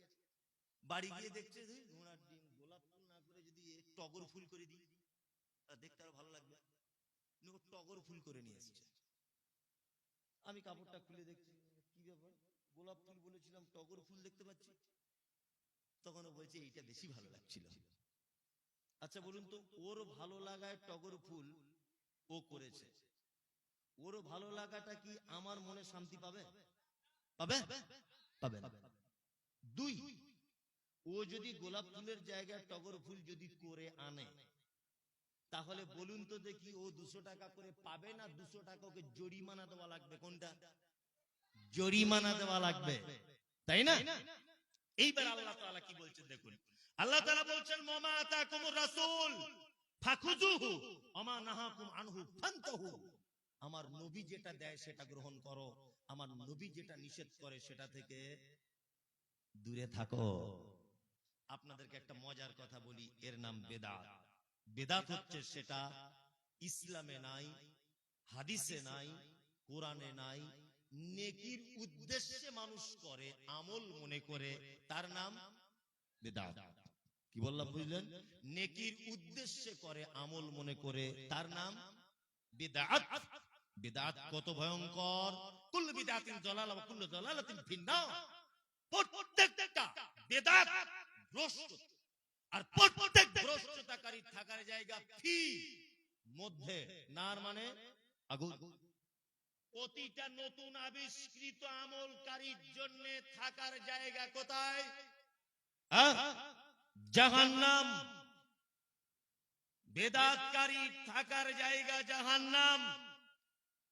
আল্লাহ তাআলা বলছেন আমার নবী যেটা দেয় সেটা গ্রহণ করো, নবী যেটা নিষেধ করে তার থেকে দূরে থাকো। আপনাকে ছোট্ট ছোট্ট করে কয়েকটা কথা বলি। এক, পায়ের চামড়া, লোহা যদি আপনি প্রতিদিন ব্যবহার করেন লোহা ক্ষয় হয়। মেয়েরা যে কলে পাথরের উপরে কলসি রেখে পানি ভর্তি করে ওই পাথরও দেখবেন ক্ষয় হয়, হয় না? হয়। তা আপনি যে পা দিয়ে 24 ঘন্টা চলছেন আজকে 60 বছর, ওই পায়ের তলাটা ক্ষয়ে কোনোদিন রক্ত বার হয়ে গেল না? দিনের বেলাতে যতটা ক্ষয় হয় আমার আল্লাহ রাতের বেলা ততটা পূরণ করে দেয়। আবার বান্দা দিনের বেলা চলাফেরা করবে, যতটা ক্ষয় হবে আবার রাতের বেলা তত কি পূরণ হয়ে যাবে। শুধু দেহর সিস্টেমটা দেখুন। বেদাত বোঝাতে গিয়ে আপনাকে বলছি, এক, এই যে চোখের এই বুরুটা, এইটা তো নিচের দিকে দিতে পারতেন, এটা উপরে দেওয়ার কারণ কি? কারণ হচ্ছে এই যে উপর থেকে ঘাম ঝরে আসবে কপাল দিক দিয়ে, ও এইটা ভেদ করে যাতে মনির ভিতরে প্রবেশ করতে না পারে চোখটাকে গাঁট করা হয়েছে। কি বললাম বুঝলেন? একটা বৈজ্ঞানিক তথ্য আপনাকে বলছি, শুনতে খারাপ লাগলেও ঘটনা সত্য। মেয়ে এবং ছেলেদের বুকের স্থানে কালো দাগ থাকে। কেন থাকে? ওটা একটা বর্ডার। মা যখন ঘেমে যায় ব্লাউজ পরে থাকার কারণে মায়ের শরীরে যে ঘাম হয় তার বুকের স্থানের কালো দাগের বাইরে বাইরে ঘাম ঝরে পড়ে যায়, কালো দাগের ভিতরে ঢোকে না। কারণ কি? বাচ্চা দুধ পান করলে ঘামের ভিতরে থাকা জীবাণুই বাচ্চা আক্রান্ত হয়ে যেতে পারে। এটা আল্লাহ সুবহানাহু ওয়া তাআলা মানুষকে আকৃতিতে যে গঠন দিয়ে তৈরি করেছেন, এগুলো তার লজিক। এবার আপনাকে একটা কথা বলি। আচ্ছা বলুন তো, হাতে যে চামড়াগুলো দিয়েছেন প্রত্যেকটায় দাগ আছে, 4টে করে, আছে না নেই? আছে। কেন? আল্লাহ জানে বান্দা দুনিয়াতে যাওয়ার পরে তসবিহ করবে, সুবহানাল্লাহ সুবহানাল্লাহ সুবহানাল্লাহ সুবহানাল্লাহ, আল্লাহু আকবার, আস্তাগফিরুল্লাহ আস্তাগফিরুল্লাহ আস্তাগফিরুল্লাহ। এটা একটা পদ্ধতি। কি বললাম বুঝলেন? আল্লাহ তো দাগ নাও দিতে পারতেন, দিলেন কেন? কেন? বান্দা আসবে এখান থেকে তসবিহ করবে। আল্লাহ পবিত্র কোরআনে কি বলছেন? কিয়ামতের দিন আঙ্গুল কথা বলবে, হাত কথা বলবে, পা কথা বলবে, মুখ সেদিন বন্ধ থাকবে, চোখ সেদিন কথা বলবে, সারা অঙ্গ প্রত্যঙ্গ সেদিন কথা বলবে। তাহলে তসবিহ করার জন্য আল্লাহ এই সিস্টেম তৈরি করেছেন, তাই না? কিন্তু আমরা সুবিধার জন্য ওইটাকে আবার কেউ কেউ অটোমেটিক তসবিহ কিনে নাম করছি, কেউ কাঠের বিভিন্ন ডিজাইনের তসবিহ, কেউ আবার আপনার লাইটিং তসবিহ ব্যবহার করছে, নিয়ে গুনছে। গুনছে কি গুনছে না? গুনছে। আমি শুধু জোর দিয়ে এইটা বলেছি, তসবিহ হাতে গুনতে হবে, এটাই সুন্নাত। কাঠ দিয়ে তসবিহ করা বেদাত, চলবে না। কারণ তসবিহ একটা আমল, আমলে কোনোদিন পরিবর্তন করা রাইট আপনার নাই। আমলে পরিবর্তন করার রাইট আপনার নাই। কারণ মুহাম্মদ সাল্লাল্লাহু আলাইহি ওয়াসাল্লাম বলেছেন, কি বলেছেন? আল্লাহ বলছেন যে পবিত্র আল কোরআনে, আল ইয়াউমা আকমালতু লাকুম দীনাকুম ওয়া আতমামতু আলাইকুম নি'মাতি ওয়া রাদিতু লাকুমুল ইসলাম দীনা। আমি আজকে থেকে মুহাম্মদ সাল্লাল্লাহু আলাইহি ওয়াসাল্লামকে দিয়ে ইসলামটাকে পরিপূর্ণ করে দিয়েছি। এর ভিতরে নতুন কিছু ঢোকানো যাবে না, কেটে বার করাও যাবে না। মুহাম্মদ সাল্লাল্লাহু আলাইহি ওয়াসাল্লামের যুগে কাঠের তসবিহ ছিল না, প্লাস্টিকের তসবিহ ছিল না। এটা একটা আমল তসবিহ করা। তুমি কেন প্লাস্টিকের তসবিহ ঢোকাতে গেলে? কে তোমাকে ঢোকাতে বললো? এটা বেদাত। আমি আপনাকে বলছি, বাজার থেকে 10 টাকা কেজি বেগুন কিনলে 4 বার দেখতে হয় পোকা আছে কিনা। 500 টাকার নোট আপনার হাতে দিলে 4 বার লাইটে দেখেন টাকাটা জাল কিনা। আপনি যে আমল করে জান্নাত যেতে চাইছেন, সে আমলটা একবার দেখতে হবে না যে এই আমলটা মুহাম্মদ সাল্লাল্লাহু আলাইহি ওয়াসাল্লাম করেছিলেন কিনা? দেখা লাগবে কি লাগবে না? লাগবে। আমি বলছি মুহাম্মদ সাল্লাল্লাহু আলাইহি ওয়াসাল্লাম বলেছে, আর ও বলছে বড় হুজুর বলেছে। বারবার বলছি আমি যে এই কথা বলেছে মুহাম্মদ সাল্লাল্লাহু আলাইহি ওয়াসাল্লাম, ও বলছে বলেছে বড় হুজুর। তা বড় হুজুরের চলবে না মুহাম্মদ সাল্লাল্লাহু আলাইহি ওয়াসাল্লামের চলবে? হ্যাঁ, মুহাম্মদ সাল্লাল্লাহু আলাইহি ওয়াসাল্লামের চলবে। কিন্তু এইখানে একটা ব্যাপার হচ্ছে, এই আসলে ছোট থেকে যারা অন্যায় করে এসেছে, বড় হয়ে গেলে শাসন করলে আর ঠিক করা যায় না। ওই জন্য মুখে একটাই ভাষা, আমার বাপ দাদা 14 পুরুষ কি ভুল করে এসেছে, বলতে যাবে না, এটা বলবে আমার বাপ দাদা 14 পুরুষ কি ভুল করে এসেছে। তার মানে ছোটবেলাতে তবু ওকে ঠিক করা যেত, বড় হয়েছে ওকে আর ঠিক করা যাবে না। এদের অবস্থা কেমন জানেন? ছোট্ট করে একটা কথা বলি, বলবো?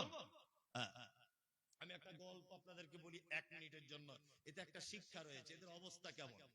এক, বক্তব্য দিতে এসে আর কিছু খুঁজে পায় না। মমতাজুলের জন্মের ঠিক নেই, ইয়াসিনের জন্মের ঠিক নেই, বেরাদার রাহুল না সিস্টার রাহুল, ওদের কারোর জন্মের ঠিক নেই। এই শুধু বক্তব্য। বক্তব্য মোবাইলে শুনতে পান না? আসলে এদের জ্বালা ধরেছে কেন জানেন? একটা জায়গায়। আর এদের অবস্থা পাগল হয়ে গেছে কেন জানেন? একটা মাত্র কারণে সব পাগল হয়ে ঘুরছে। কারণ হচ্ছে এই, একটা মেথরওয়ালা সারাদিন পায়খানা পরিষ্কার করে রাস্তা দিয়ে আসার সময় একটা গাছের ছায়াতে বসে আছে। এটা আমি অনেক সব জায়গাতে বলি। এখন মেথরওয়ালা সে ঝাড়ু বালতি নিয়ে বসে আছে গাছের তলায়, অনেক কষ্ট হয়েছে তো, চৈত্র মাসের রোদ্দুরের দিন। এখন একটা আতরওয়ালা ফেরি করছিল আতর নিয়ে, সেও গিয়ে এখন মেথরের পাশে গিয়ে বসেছে, বুঝলেন? এখন আতরওয়ালা তো এরকম করতেছিল, কি ব্যাপার গন্ধ বার হচ্ছে। ও তখন জিজ্ঞাসা করছে, ভাই তুমি কি করো? বলছে আমি লজ্জার কথা বলবেন না, আমি পায়খানা পরিষ্কার করি, মেথর। আচ্ছা আচ্ছা, ভাই তুমি কিছু মনে করো না, তোমার গা দিয়ে গন্ধ বার হচ্ছে। তো বলছে, ভাই আপনি তো বসলেন আমার পাশে, আমি তো আপনাকে বলিনি। বলছে, না আর তো গাছতলা পাচ্ছি না, ছায়াতে বসবো ওই জন্য বসেছি। তা ঠিক আছে, দুজনাই যখন কাজ করি খাই, আর দুজনে যখন পাশাপাশি বসতে হয়েছে ছায়া বলে, তা ঠিক আছে আমি একটু জান্নাতুল ফেরদাউস আপনার গায়ে মেরে দিই। বাক্স থেকে আতরওয়ালা একটা জান্নাতুল ফেরদাউস বার করে ওই মেথরওয়ালার গায়ে দিয়ে দিয়েছে। মেথরওয়ালার গায়ে দেওয়ার পরে ছটপট ছটপট ছটপট করতে করতে অজ্ঞান হয়ে পড়ে গেছে। আতরওয়ালা তো খুব টেনশনে পড়ে গেছে, কি ব্যাপার? তো মহা মুশকিল, মহা মুশকিল। লোকটা এতক্ষণ ছিল বলে এখন আতর দেওয়ার পরে কেন ছটপট করে, কি ব্যাপার? ও তখন ওকে তুলে টোটো গাড়ি করে মালদার হাসপাতালে নিয়ে গেছে। ভয় করছে যে আমার দোষ হয়ে যাবে কিনা। ডাক্তার বাবু দেখে বলছে, কি হয়েছে? বলছে, তেমন কিছু হয়নি ডাক্তার বাবু, একজন মেথর আমি একটা আতরওয়ালা, পাশাপাশি দুজন বসেছিলাম, তা ওর গা দিয়ে গন্ধ বার হচ্ছিল বলে আমি জান্নাতুল ফেরদাউস মেরে দিয়েছি একটু, এই লোকটা অজ্ঞান হয়ে গেছে। বলছে, আচ্ছা তাই? নিয়ে ডাক্তার তো জ্ঞানী মানুষ, ও তখন বলছে, এক কাজ করো ভাই, এর কোনো ওষুধে কাজ হয় না। হাসপাতালের পিছনে পুরাতন পায়খানা ঘর আছে, দেখো ওখান থেকে একটু মাল হাতে করে হোক আর কিছু করে তুলে এনে ওর নাকে ঘষে দেয়। ও গিয়ে পায়খানা ঘর থেকে একটু মাল তুলে এনে টাটকা মাল ওর নাকে ঘষে দিয়েছে, পুরো ভালো, পুরো একদম চাঙ্গা।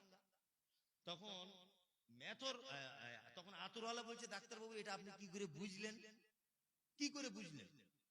তখন বলছে, আরে পাগল, ও ছোট থেকে মানুষের পায়খানা সেন্ট গন্ধ শুকে শুকে ওর আজকে 60 বছর বয়স। আর তুই যদি হঠাৎ করে বাবা ওকে জান্নাতুল ফেরদাউস মারিস, ও সহ্য করতে পারে? সারা জীবন বেদাত করে করে করে করে মাথা দমদম এয়ারপোর্টের মতো হয়ে গেছে। এখন যদি ওকে আপনি একটা সহি হাদিস বলেন, ও আর সহ্য করতে পারবে? পারবে?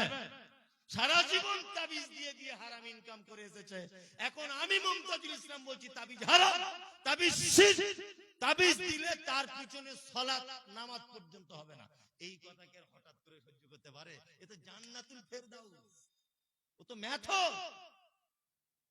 সারা জীবন হারাম কাজ করে করে, সারা জীবন বেদাত করে করে করে করে চুল পেকে গেছে। এখন যদি ওকে সহি হাদিস বলি, ও আর মানবে? বলুন মানবে? কখনো মানতে পারে না, অসম্ভব ব্যাপার, ওর পক্ষে মানা সম্ভব নয়। শুনুন, একটা কথা আপনাকে বলে রাখছি, বেদাত যারা করে তারা কত ভয়ঙ্কর। সারা পৃথিবীতে যত পাপ আছে, সারা পৃথিবীতে আপনি 100টা লোককে মার্ডার করুন, শয়তান খুশি হবে না। আপনি কাউকে গলা কেটে দেন, শয়তান আনন্দ করবে না। কি বললাম বুঝলেন? আপনি কারোর জমি জোর করে দখল করে নেন, শয়তান হাসবে না একবার, কারণ ওকে আপনি খুশি করতে পারেন। কারণ শয়তান জানে ও 100টা মার্ডার করেছে, কালকে আবার আল্লাহর দরবারে সারেন্ডার হয়ে যাবে, আল্লাহ ক্ষমা করে দাও, আল্লাহ তো বড় দয়ালু, আল্লাহ ক্ষমা করে দিবে। আল্লাহ ক্ষমা করতে পারে কি পারে না? পারে। কাউকে কোন অন্যায় ব্যভিচারে লিপ্ত হয়েছেন, শয়তান খুশি হবে না। শয়তান জানে ও মসজিদে গিয়ে খুনি ফজরে পড়ে কান্নাকাটা করবে, আল্লাহ ক্ষমা করে দিবে। ক্ষমা করে কি করে না? করে। শয়তান একটা কাজ করলে খুশি হয়, তার নাম বেদাত। বেদাত করলে সাংঘাতিক খুশি। যদি বলছেন কেন? শয়তান জানে পৃথিবীতে একটা কাজ করলে মানুষ কোনোদিন ক্ষমা চায় না, মানুষ করে নেকির উদ্দেশ্যে, নেকি মনে করে, এই জন্য শয়তান খুব খুশি হয়। কি বললাম বুঝলেন না? হাদিসে নাই, কোরআনে নাই, এরকম একটা আপনি আমল করুন, এর নাম কি? বেদাত। শয়তান জানে ও তো এটা ভেবেই করছে যেটা করলে নেকি হবে,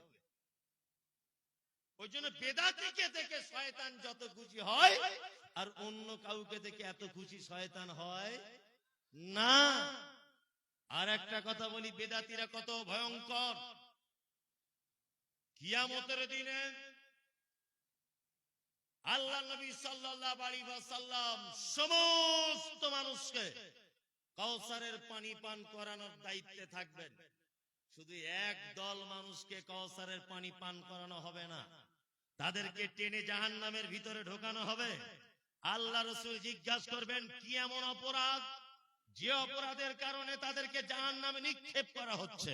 তখন ফেরেশতারা বলবে, মুহাম্মদ সাল্লাল্লাহু আলাইহি ওয়াসাল্লাম, এরা হচ্ছে সেই লোক আপনি মারা যাবার পরে, আপনি চলে যাবার পরে আপনার নাম দিয়ে দিনের ভিতরে নতুন কাজ আবিষ্কার করে সমাজের মানুষের কাছে প্রচার চালিয়েছে, আর এরা নিজেরাও করেছে। এই জন্য এরা কাউসারের পানি থেকে বঞ্চিত, এবং এদের থাকার জায়গা জাহান্নাম। খুব সাবধান, খুব সাবধান। বলতে গেলে আবার যুক্তি পেশ করে, যুক্তি, এমন যুক্তি পেশ করে যে যুক্তির সামনে টেকাই বড় মুশকিল। বলছে সব যদি বেদাত হবে, মাইক কি করে বেদাত হবে না কেন? কিছু খুঁজে পায় না। বলছে মাইকও বেদাত। মমতাজুল, তুমি 4 চাকায় এসছো, 4 চাকাতে ওটা বেদাত। নবীর যুগে সর্ষের তেল ছিল না, তুমি কেন চুলে সর্ষের তেল দাও, ওটাও বেদাত। আর ও গাধা বুঝেই না বেদাত কাকে বলে। জাগতিক প্রয়োজনীয় কোন জিনিস ব্যবহারে বা করলে এটা বেদাত না। কি বললাম বুঝলেন? এটা দুনিয়াবি প্রয়োজন। আর তুমি যখন আমল মনে করে করবে, একটা জিনিস বোঝাই, হাইয়া আলাস সালাম, হাইয়া আলাল ফালাহ। আজান হচ্ছে কোথায়? মসজিদে। মসজিদে আজান কিসে হয়? মাইকে। আচ্ছা, যদি কেউ মুখে আজান দেয়, তাহলে মাইকের থেকে নেকি কম হবে না বেশি হবে? সমান। সমান না? মাইকটা ব্যবহার করি কেন? জাগতিক প্রয়োজন, মানুষের যাতে বেশি আওয়াজটা পৌঁছায়, বেশি মানুষ শুনতে পায়, এই কারণে। এগুলো দুনিয়াবি প্রয়োজন, তাই না? এইটা বেদাত কখন হবে? যখন আমি এই নিয়ে আজান দিব, মাইকে দিলে 10 নেকি, মুখে দিলে 8 নেকি, তখন এটা বেদাত। তখন এটার নাম কি? বেদাত। আর মুখে আর মাইকের যখন নেকির কোনো ডিফারেন্স থাকছে না, শুধুমাত্র জাগতিক প্রয়োজনে ব্যবহার হচ্ছে, তখন আর বেদাত থাকছে না। এমন করে বোঝায়, এমন করে বলি, তবুও বুঝে আসে না। আমি একটা ছোট্ট করে একটা উদাহরণ আপনাকে পেশ করছি, দেখুন কেমন লাগে বেদাতীদের অবস্থা। একটা লোক ডাক্তারখানাতে গেছে, এটা আমি অনেক জায়গায় বলি।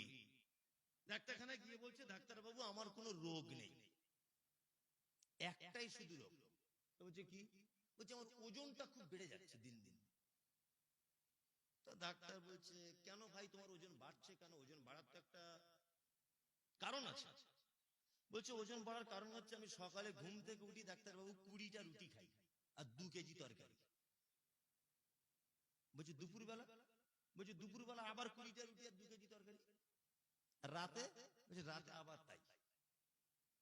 ডাক্তার তখন দেখতে, ওষুধ দিয়ে লাভ নেই, ঘোড়ার ডিম, এর তো রোগ কিছুই নেই, মেন খাওয়া কমিয়ে দিতে হবে। এটাই রোগ। বেদাতীদের অবস্থা বলছি। নিয়ে ডাক্তার প্রেসক্রিপশন করেছে ইংলিশে, 800 টাকা ফি নিয়ে নিয়েছে। ও তো গ্রামের লোক, ইংরেজি বুঝে না। ফার্মেসে গেছে, ফার্মেসিওয়ালাকে দেখিয়েছে, দেখিয়ে বলছে ভাই দেখুন তো আমার এতে কি লেখা। বলছে ভাই আপনার এতে কোনো ঔষধ লেখা নেই। 3টে জিনিস এখানে লেখা আছে। এক, সকালে 10টা রুটি 1 কেজি তরকারি, দুপুরে 10টা রুটি 1 কেজি তরকারি, রাতে 10টা রুটি 1 কেজি তরকারি। আর 4 নম্বরে লেখা আছে 1 মাস পরে আবার নির্দিষ্ট সময়ে ডাক্তারের চেম্বারে যেতে বলেছে, হাতে 800 টাকা নিয়ে। লোকটা তো রেগে একেবারে বম। 800 টাকা দিয়ে কোনো ওষুধ দিল না, ডাক্তার না কি রে। লোকটা কিন্তু খেতো কটা করে রুটি বললাম, 20টা। ডাক্তার লিখেছে কটা, 10টা। এখন লোকটা 1 মাস পরে গিয়েছে, ডাক্তার প্রথমে দেখি বলছে পাল্লায় উঠে ওজন করব। পাল্লায় উঠে দেখছে গত মাসে ছিল 1 কুইন্টাল আর এই মাসে হয়েছে 1 কুইন্টাল 5 কেজি। রুগীর তো মাথা আরো খারাপ। শালা ডাক্তার কত বদমাইশ রে, 800 টাকা করে 2 বা 1600 টাকা ঝেড়ে দিল, আরো 5 কিলো বাড়িয়ে দিল। ডাক্তার দেখছে এরকম তো হওয়ার কথা নয়। 60টা রুটি খেতো সারাদিন আর 6 কেজি তরকারি, সেখানে কমিয়ে 30টা রুটি আর 3 কেজি তরকারি, অন্তত 2-4 কেজি তো কমবে। ভালো। ডাক্তার আবার প্রেসক্রিপশন করেছে। কি প্রেসক্রিপশন? সকালে 5টা, দুপুরে 5টা, রাতে 5টা। 1 মাস পরে এসো। আবার 1 মাস পরে এই পদ্ধতি মেনটেন করে গেছে, গিয়ে দেখছে এই মাসে ওজন করে 1 কুইন্টাল 10 কেজি। তো রুগী বিরক্ত হয়ে ডাক্তারকে বলছে, এই শালা ডাক্তার, তুই বাইরে বার হয় একবার তো চাম ছিলে দেবো, কোথা থেকে পাস করেছিস বলতো? আমার 3 বারে 2400 টাকা চলে গেল। ডাক্তারি করছে না, ফচকেমু করছে তুমি, বদমাইশ করে গেলে আমার ফিটি সব ফেরত দিয়ে দাও। খুব গালাগালি করছে ডাক্তার। মূর্খ লোক তো। ডাক্তার শিক্ষিত মানুষ, মান সম্মানে পড়ে গেছে। ডাক্তার তখন জিজ্ঞেস করছে, তো ভাই আচ্ছা আমি একটা কথা বলবো, রাগ করবে না? বলছে বলুন। বলছে আমি যে প্রেসক্রিপশন করেছি এতে তো ওজন কমার কথা, কমতে বাধ্য, তবু আপনার ওজন বাড়ছে কেন? আচ্ছা আমি একটা কথা জানতে পারি? বলছে কি? আমি বলছি ওই রুটিটা ভাই কেমন করে তৈরি করছেন বলুন তো। তখন রুগী বলছে 60টা রুটি করতে যতটা ময়দা লাগতো অতটা ময়দা এখন 15টা করি। আচ্ছা বলুন তো কিয়ামত পর্যন্ত রোগ ভালো হবে? মানে ও পিসে কমিয়ে দিয়েছে কিন্তু ময়দাতে কমায়নি। জীবনে কোনোদিনও রোগ ভালো হবে? ভালো হবে না। বেদাতীদের অবস্থা ঠিক এই রকম, ঠিক এই রকম। আমি কোন এক জায়গাতে বলে দিয়েছি যে জিলাপি খাওয়া যায়, জায়েজ না? যায়। কিন্তু এই জিলাপিটাই যদি মরা মানুষের কোন মাজারে গিয়ে মানত করে দেওয়া হয়, ওই জিলাপি খাওয়া চলবে, তাই না? এতটুকু বলে দিয়েছি আমি বলে দিয়েছি ওকে এইটা বেদাত, এই পদ্ধতিতে তুমি ইসলামের উপরে দাঁড়িয়ে থাকো। ও তখন পদ্ধতি মোটামুটি মুসলিম, দাঁড়িয়ে রেখেছে, আমার মতো পাঞ্জাবিও পরেছে, সব কিছু করেছে, কিন্তু হুজুর এখনো 40ও ছাড়তে পারলো না, হুজুর এখনো তাবিজও ছাড়তে পারলো না, হুজুর কিছুই ছাড়তে পারলো না। মানে ও রুটির সংখ্যাই কমিয়েছে, পাঞ্জাবি বড় পড়েছে, মাথায় পাগড়িও বড় দিয়েছে, সবকিছু ঠিক আছে, কিন্তু পদ্ধতিগত ব্যাপারটা মানতে পারে নি। মুহাম্মদ সাল্লাল্লাহু আলাইহি ওয়াসাল্লাম এদের ব্যাপারে খুব হুঁশিয়ারি দিয়ে বলেছেন, কুল্লু বিদআতিন যালালাহ ওয়া কুল্লু দালালাতিন ফিন্নার। দিন নিয়ে যারা উল্টো পাল্টা করে, ইসলাম নিয়ে যারা উল্টো পাল্টা করে, আমলের ক্ষেত্রে যারা উল্টো পাল্টা করে, এদের থাকার জায়গা কোথায়? জাহান্নাম। আল্লাহ সুবহানাহু ওয়া তাআলা বলছেন, হায়াত মাউতকে তৈরি করেছি কেন? পরীক্ষা করব তোমাদের, তাই তো? পরীক্ষা করার জন্য। পরীক্ষা করবে কি? তোমাদের ভিতরে উত্তম আমল কে করেছে, তাই তো? এইবার তারপরে আয়াতটা বলছি, আল্লাহ তাআলা বলছেন ওয়াল আজিজুল গফুর, আমি খুব জবরদস্ত ক্ষমাশীল। ক্ষমাকারীকে আল্লাহ। খুব বড় পাপ করেছেন না? ভয় লাগছে? ক্ষমা হবে কি হবে না? আমার অপরাধ মাপ হবে কি হবে না? কোনো টেনশন করবেন না, যদি একটা পাপ করবেন, শিরক। শিরক করবেন না।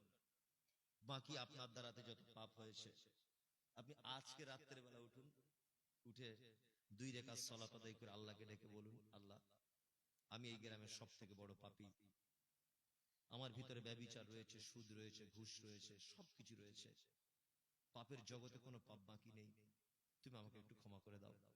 এইটা বলে যদি আপনি 2 ফোঁটা চোখের পানি যদি ফেলে দেন, আপনার পানি পড়তে যত দেরি, আপনার বিগত দিনের পাপ ডিলেট হতে তত দেরি হবে না। এত বড় তিনি ক্ষমাশীল, আল্লাহু আকবার, এত বড় ক্ষমাশীল, এত বড় দয়ালু, আল্লাহু আকবার। তারপর আল্লাহ তাআলা বলছেন, আল্লাযী খালাকাস সাবআ সামাওয়াতিন তিবাকা, আমি সৃষ্টি করেছি আসমান 1 তলা, 2 তলা, 3 তলা, 5 তলা, 6 তলা, 7 তলা, এরকম স্তরে স্তরে সৃষ্টি করেছি। আল্লাহ তারপরে বলছেন, মা তারা ফি খালকির রহমান মিন তাফাউত, তোমরা কি তোমার রহমানের, তোমার আল্লাহর সৃষ্টিতে কোন রকমের খুব, কোন রকমের অভিযোগ খুঁজে পাও? আল্লাহ সৃষ্টিতে কোন অভিযোগ আছে? আছে? আমি দুটো একটা কথা বলি, দেখুন আপনার মনে দাগ কেটে যাবে এখনই, সত্যি তো। আল্লাহ সৃষ্টিতে কোনো ভুল নাই। প্ল্যাটফর্মে দেখেছেন কিছু লোক ভিক চাইছে, লা ইলাহা ইল্লাল্লাহ, বাবা দুটো কিছু দাও, কারো হাত নাই, কেউ এরকম হাতটা পিছন দিক দিয়ে, কেউ আবার হাতে পায়ে হাঁটছে, করছে না এরকম বিকলাঙ্গ। কি অপরাধ করেছে তারা? কি অপরাধ, কি অপরাধ করেছে তারা যে মায়ের পেট থেকে এত কষ্ট করে এলো পৃথিবীতে? আল্লাহু আকবার। আমি ওই জন্য বলি যে কোরআন কেন পড়েন না, কেন গবেষণা করেন না, কেন চিন্তা ভাবনা করেন না?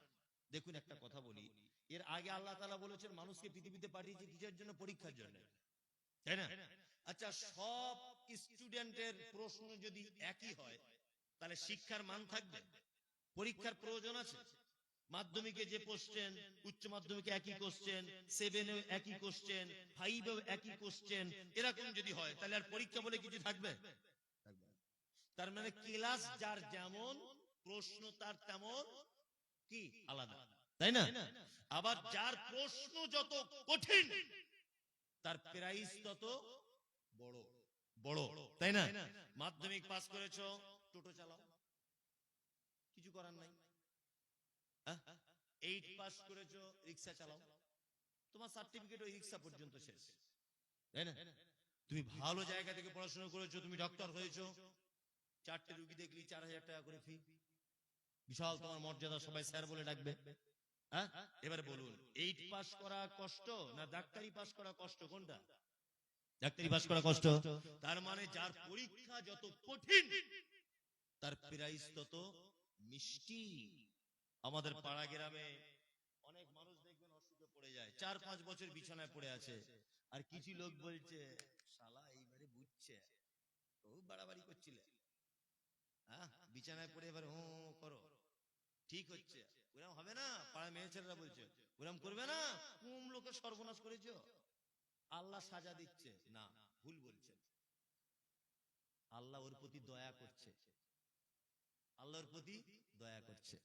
ওর দুনিয়াতে পরীক্ষা যত কঠিন হচ্ছে, আল্লাহর দরবারে প্রাইস তত কঠিন, উচ্চ জান্নাতে অবস্থান করবে ইনশাআল্লাহ।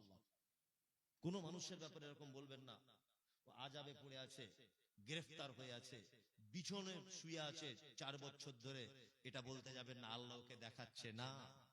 আল্লাহ ওর পাপগুলোকে একেবারে পরিশুদ্ধ করে একেবারে মুছে দিয়ে জান্নাতের জন্য প্রস্তুতি নিচ্ছেন। সুবহানাল্লাহ। যার পরীক্ষা যত কঠিন তার প্রাইস তত মিষ্টি। কি বললাম বুঝলেন? যে লোকটাকে, যে বাচ্চাটাকে বিকলাঙ্গ করে দেওয়া হলো, খোঁড়া, চলতে পারছে না, হাতে পায়ে হাঁটছে, আল্লাহ বলছেন শোন, তোর বাপকে আমি এত কঠিন পরীক্ষা দিয়ে দিয়েছি, তোর মাধ্যমে তোর বাপের পরীক্ষা চলবে। তোর মা তোকে কোলে করে নিয়ে ঘুরবে, আর তোর বাবা তোর গালে তুলে ভাত খাওয়াবে। তোর বেটার পা দিলাম না, তোর বেটার হাত দিলাম না, তোর বেটাকে অন্ধ করে দিলাম, তোর একটা মেয়েকে বোবা করে দিলাম, আর কাউকে খোঁড়া করে দিলাম, ন্যাংড়া করে দিলাম। আমি আল্লাহ তোর বাপ যদি ধৈর্য ধরে নেয়, তা আমি আল্লাহ আমার দরবারে তার বাপের জন্য রয়েছে বিশাল বড় জান্নাত। আর আল্লাহ বলেছেন ইন্নাল্লাহা মা'আস সাবিরিন। নবী আপনি বলে দেন, সারা পৃথিবীতে মানুষ যত বিপদে পড়ে, যত মুসিবতে পড়ে, যত মানুষ বিপদের আশঙ্কা করে, যত মানুষ বিপদে গ্রেফতার হয়, আমি আল্লাহ বলছি নবী আপনি তাদেরকে বলে দেন, তারা যদি একবার ধৈর্যের বাঁধটাকে স্ট্রং করে নেয়, আমি আল্লাহ তাদের জন্য কঠিন পুরস্কার রেখে দিয়েছি, তার নাম হলো জান্নাত। কোন সৃষ্টিতে ভুল পাবে না, এক জায়গাতে ভুল পাবে না, সৃষ্টির সব জায়গাতেই ঠিক ঠিক। আল্লাহু আকবার, আল্লাহু আকবার। আপনি অবাক হয়ে যাবেন সৃষ্টি যে কত সুন্দর। আমি কিছুদিন আগে, আজ থেকে 3 বছর আগে, ছেড়ে দিব, আপনারা আর বিরক্ত হইবেন না, 1টা 10 বাজে ছেড়ে দিব, আমি আর 5-7 মিনিট। আমি কিছুদিন আগে, 2 বছর আগে সম্ভবত, সপরিবারে সুন্দরবন বেড়াতে গেলাম। 3 দিন নৌকার উপরে থাকলাম, আর নৌকা পানিতে ভেসে থাকলো কয়দিন? 3 দিন। নামাজ নৌকার উপরেই পড়লাম, আমি, আমার স্ত্রী, ছেলে মেয়ে, আরো অনেক আলেম ওলামারা ছিল একসঙ্গে। তা আমি জমাতে নামাজের ইমামতি করতাম, আলহামদুলিল্লাহ নৌকার উপরই। তা নৌকার উপর ইমামতি করতে করতে ভাবতাম যে বিস্তীর্ণ সুন্দরবন এলাকা, লক্ষ কোটি কোটি বিঘা জমি সুন্দরবন, চারিদিকে পানি দিয়ে গার্ড দেওয়া আছে, যাতে হিংস্র প্রাণীগুলি ডাঙাতে এসে আল্লাহর বান্দাদেরকে কেটে দিতে না পারে। ওই জন্য সুন্দরবনের চারিদিকে নদী দিয়ে ঘেরা, যাতে বাঘ, ভাল্লুক ইত্যাদি ডাঙা এসে মানুষের উপর আক্রমণ করতে না পারে। মানুষ যা সিকিউরিটি দেয় তার থেকে মানুষের সিকিউরিটি আল্লাহ দিয়েছে সব থেকে বেশি। বেশি দিয়েছে না? সব থেকে বেশি সিকিউরিটি দিয়েছে কে মানুষকে? আল্লাহ সুবহানাহু ওয়া তাআলা। সুন্দরবনে থাকলাম 3 দিন, লক্ষ কোটি রকমের গাছ দেখতে পেলাম, একটাও আমের গাছ দেখলাম না, কাঁঠালের গাছ নাই, জামরুলের গাছ নাই, খাজুরের গাছ নাই, ওখানে একটাও আমি আনারসের গাছ দেখতে পেলাম না। মনে মনে ভাবলাম, আল্লাহ তুমি যে বলেছো আমার সৃষ্টিতে কোনো ভুল পাবে না, তার জ্বলন্ত প্রমাণ হয়ে গেল। সুন্দরবনের মাটিতে যদি না আসতাম তাহলে বুঝতে পারতাম না। সুন্দরবনের মাটির জঙ্গলের ভিতরে আমি অনেক চেক করে করে দেখলাম, একটা আমের গাছ নাই, জামের গাছ নাই, লেবুর গাছ নাই, আনারসের গাছ নাই, মৌসম্বির গাছ নাই, আঙ্গুরের গাছ নাই, কমলার গাছ নাই, কোনো গাছ নাই। সারা সুন্দরবনটা যেন আগাছা গাছ দিয়ে যেন পরিপূর্ণ করে দেওয়া হয়েছে। আমার তখন কোরআনের এই আয়াতটার কথা মনে পড়ে গেল, রহমান তাফাউত। আল্লাহ বলেছে রহমানের সৃষ্টিতে কোন রকমের ভুল তোমরা পাবে না। এই কারণে সারা পৃথিবীতে মানুষ যেখানে বসবাস করে সেইখানে তুমি গাছ দিয়েছো কাঁঠালের, সেখানে গাছ দিয়েছো আমের। মালদাতে কাঁঠালের গাছ আছে, মালদাতে আমের গাছ আছে, নারকেলের গাছ আছে, এখানে জামের গাছ রয়েছে। এখানে খোঁজ করলে অনেক ফলের গাছ পাওয়া যাবে, কারণ এখানে মানুষ বসবাস করে। মানুষ আম খাবে আর আলহামদুলিল্লাহ বলবে, মানুষ ডাবের পানি খাবে আর আলহামদুলিল্লাহ বলবে। কিন্তু সুন্দরবনের বাঘেরা তো জানে না কি করে কাঁঠাল পাকিয়ে খেতে হয়, কি করে আমের আচার করতে হয়, কি করে জাম খেতে হয়, কি করে কমলা লেবু ছাড়িয়ে খেতে হয়, কি করে আনারস লবণ দিয়ে খেতে হয়। এটা তো হনুমান বুঝতে পারবে না, এটা বানরে বুঝতে পারবে না, শ্রীগালে বুঝতে পারবে না, হাতিতে বুঝতে পারবে না। তারা আমার এই সমস্ত নিয়ামতকে তারা ভোগ করবে, কিন্তু আমার নামের প্রশংসা তারা করতে পারবে না। এই জন্য আমি রব্বুল আলামিন সুন্দরবনের মাটিতে যত হিংস্র প্রাণীদেরকে বানিয়েছি, ওখানে একটা গাছপালা দিয়েছি, আগাছা গাছ, যে আগাছা গাছের ফল খেয়ে তারা বাঁচবে, পাতা খেয়ে তারা বাঁচবে। কিন্তু আমি কুদরতি যত ফল দিয়েছি, সমস্ত ফলগুলো মালদা, 24 পরগনা, নদিয়া, মুর্শিদাবাদ, মানুষ যেখানে বসবাস করে, আমি আল্লাহ সেই জায়গাতে মিষ্টি মিষ্টি, নোনতা নোনতা, টক টক ফলগুলো আমি আল্লাহ সেইখানে তৈরি করে দিয়েছি।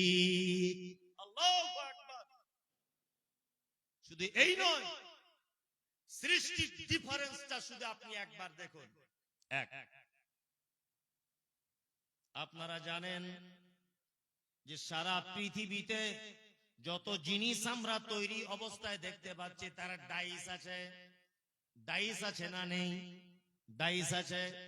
এই যে আমার হাতের মোবাইলের কভারটা আপনারা দেখতে পাচ্ছেন, এটা একটা ডাইস দিয়ে তৈরি করা হয়েছে। হয়েছে কি হয়নি? হয়েছে। এই ডাইসে, এই কভারটায় 5টা ফুটো করা আছে। এই ডাইসে জীবনে কোনোদিন 6টা ফুটো করা যাবে না। যাবে কি? যাবে না। 6টা ফুটো যদি আপনি চান, অন্য ডাইস ব্যবহার করতে হবে, তাই তো কিনা? আল্লাহ সৃষ্টিটা একবার তাকিয়ে দেখুন। আপনার স্ত্রীর সঙ্গে আপনার মিলন হয়েছে, আপনার একটা মেয়ে জন্মগ্রহণ করেছে, আপনার দ্বিতীয়বার মিলন হয়েছে, আর একটা মেয়ে জন্ম নিয়েছে, তৃতীয়বার মিলন হয়েছে, আর একটা মেয়ে জন্ম নিয়েছে। ফজরের নামাজের পর আপনি মসজিদের ভিতরে বসে আছেন, আপনার বড় মেয়ে নাসিমা আপনাকে বলছে আব্বা। আপনি আপনার মেয়ের গলার আওয়াজ শুনে বুঝতে পেরে যাবেন এটা আমার মেয়ে নাসিমা আমাকে ডাকছে।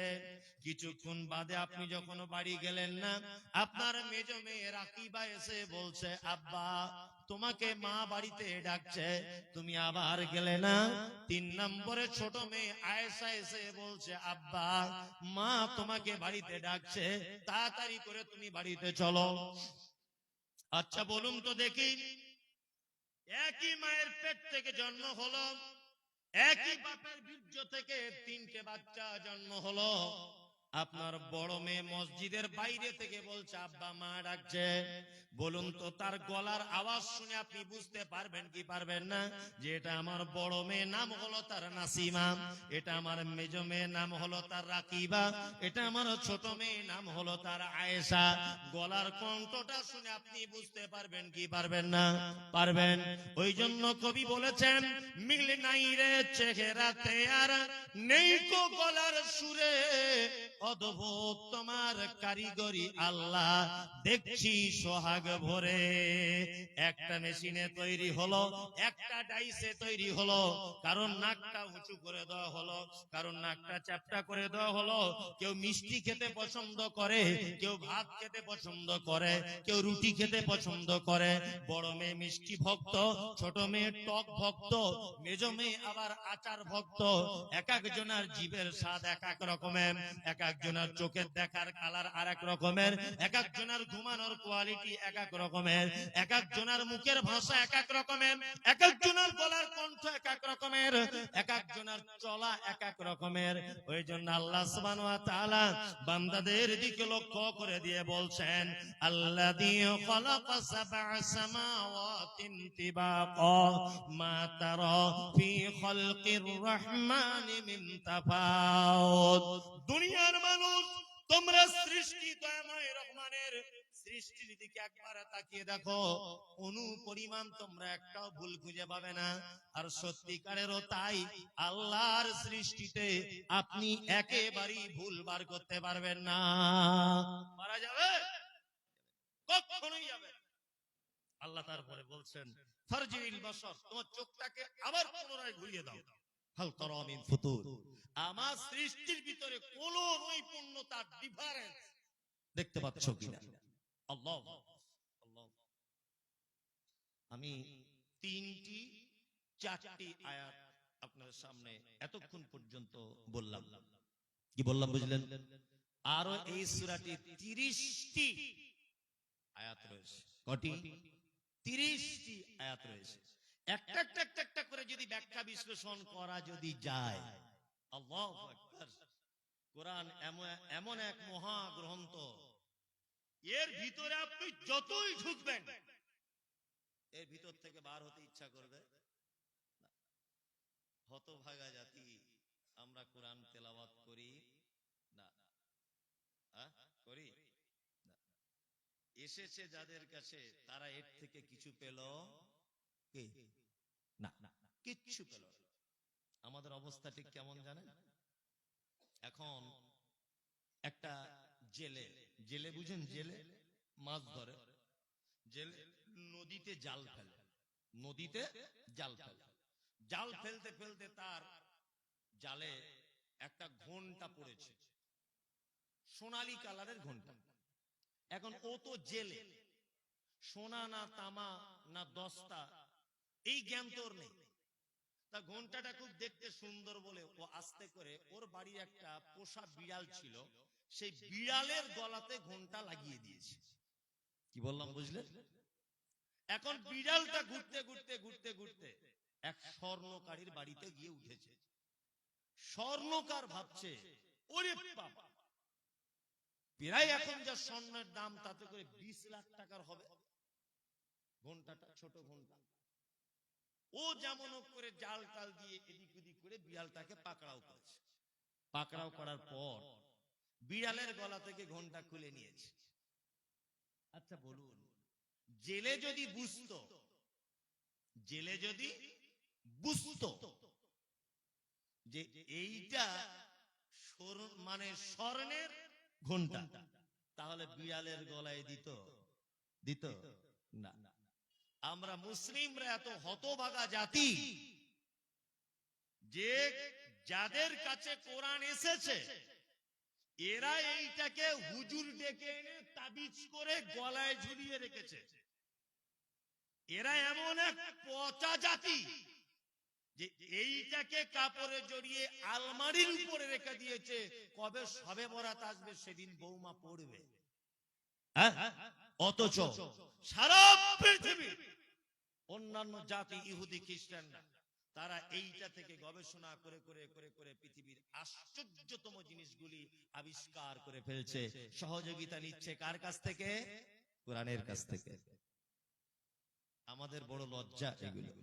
ওই জন্য বলি আমি যে আপনারা কিছু যদি না পারেন, অন্ততপক্ষে পবিত্র আল কোরআনের বাংলা অনুবাদকৃত কয়েকটি কিতাব আপনারা কিনে রাখেন। কি বললাম বুঝলেন? তাফসীর কিনুন, ছোট তাফসীর সংক্ষিপ্ত আকারে। নাম বলে দিচ্ছি, মনে রাখবেন। আহসানুল বায়ান, আব্দুল হামিদ ফাইজি আল মাদানী হাফিজাহুল্লাহ, তিনি বাংলায় অনুবাদ করেছেন। কি বইটার নাম বললাম? তাফসীর আহসানুল বায়ান।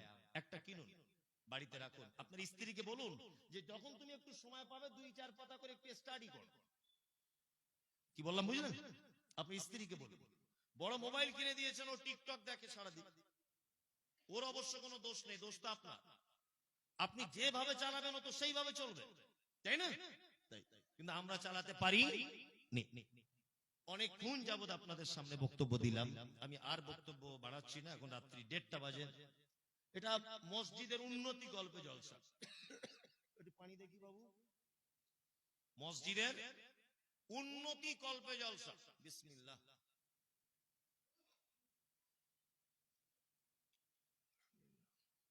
মসজিদের উন্নতি কল্পে আমি রাতের বেলা আপনাদেরকে ব্যস্ত করব না, ডিস্টার্ব করব না।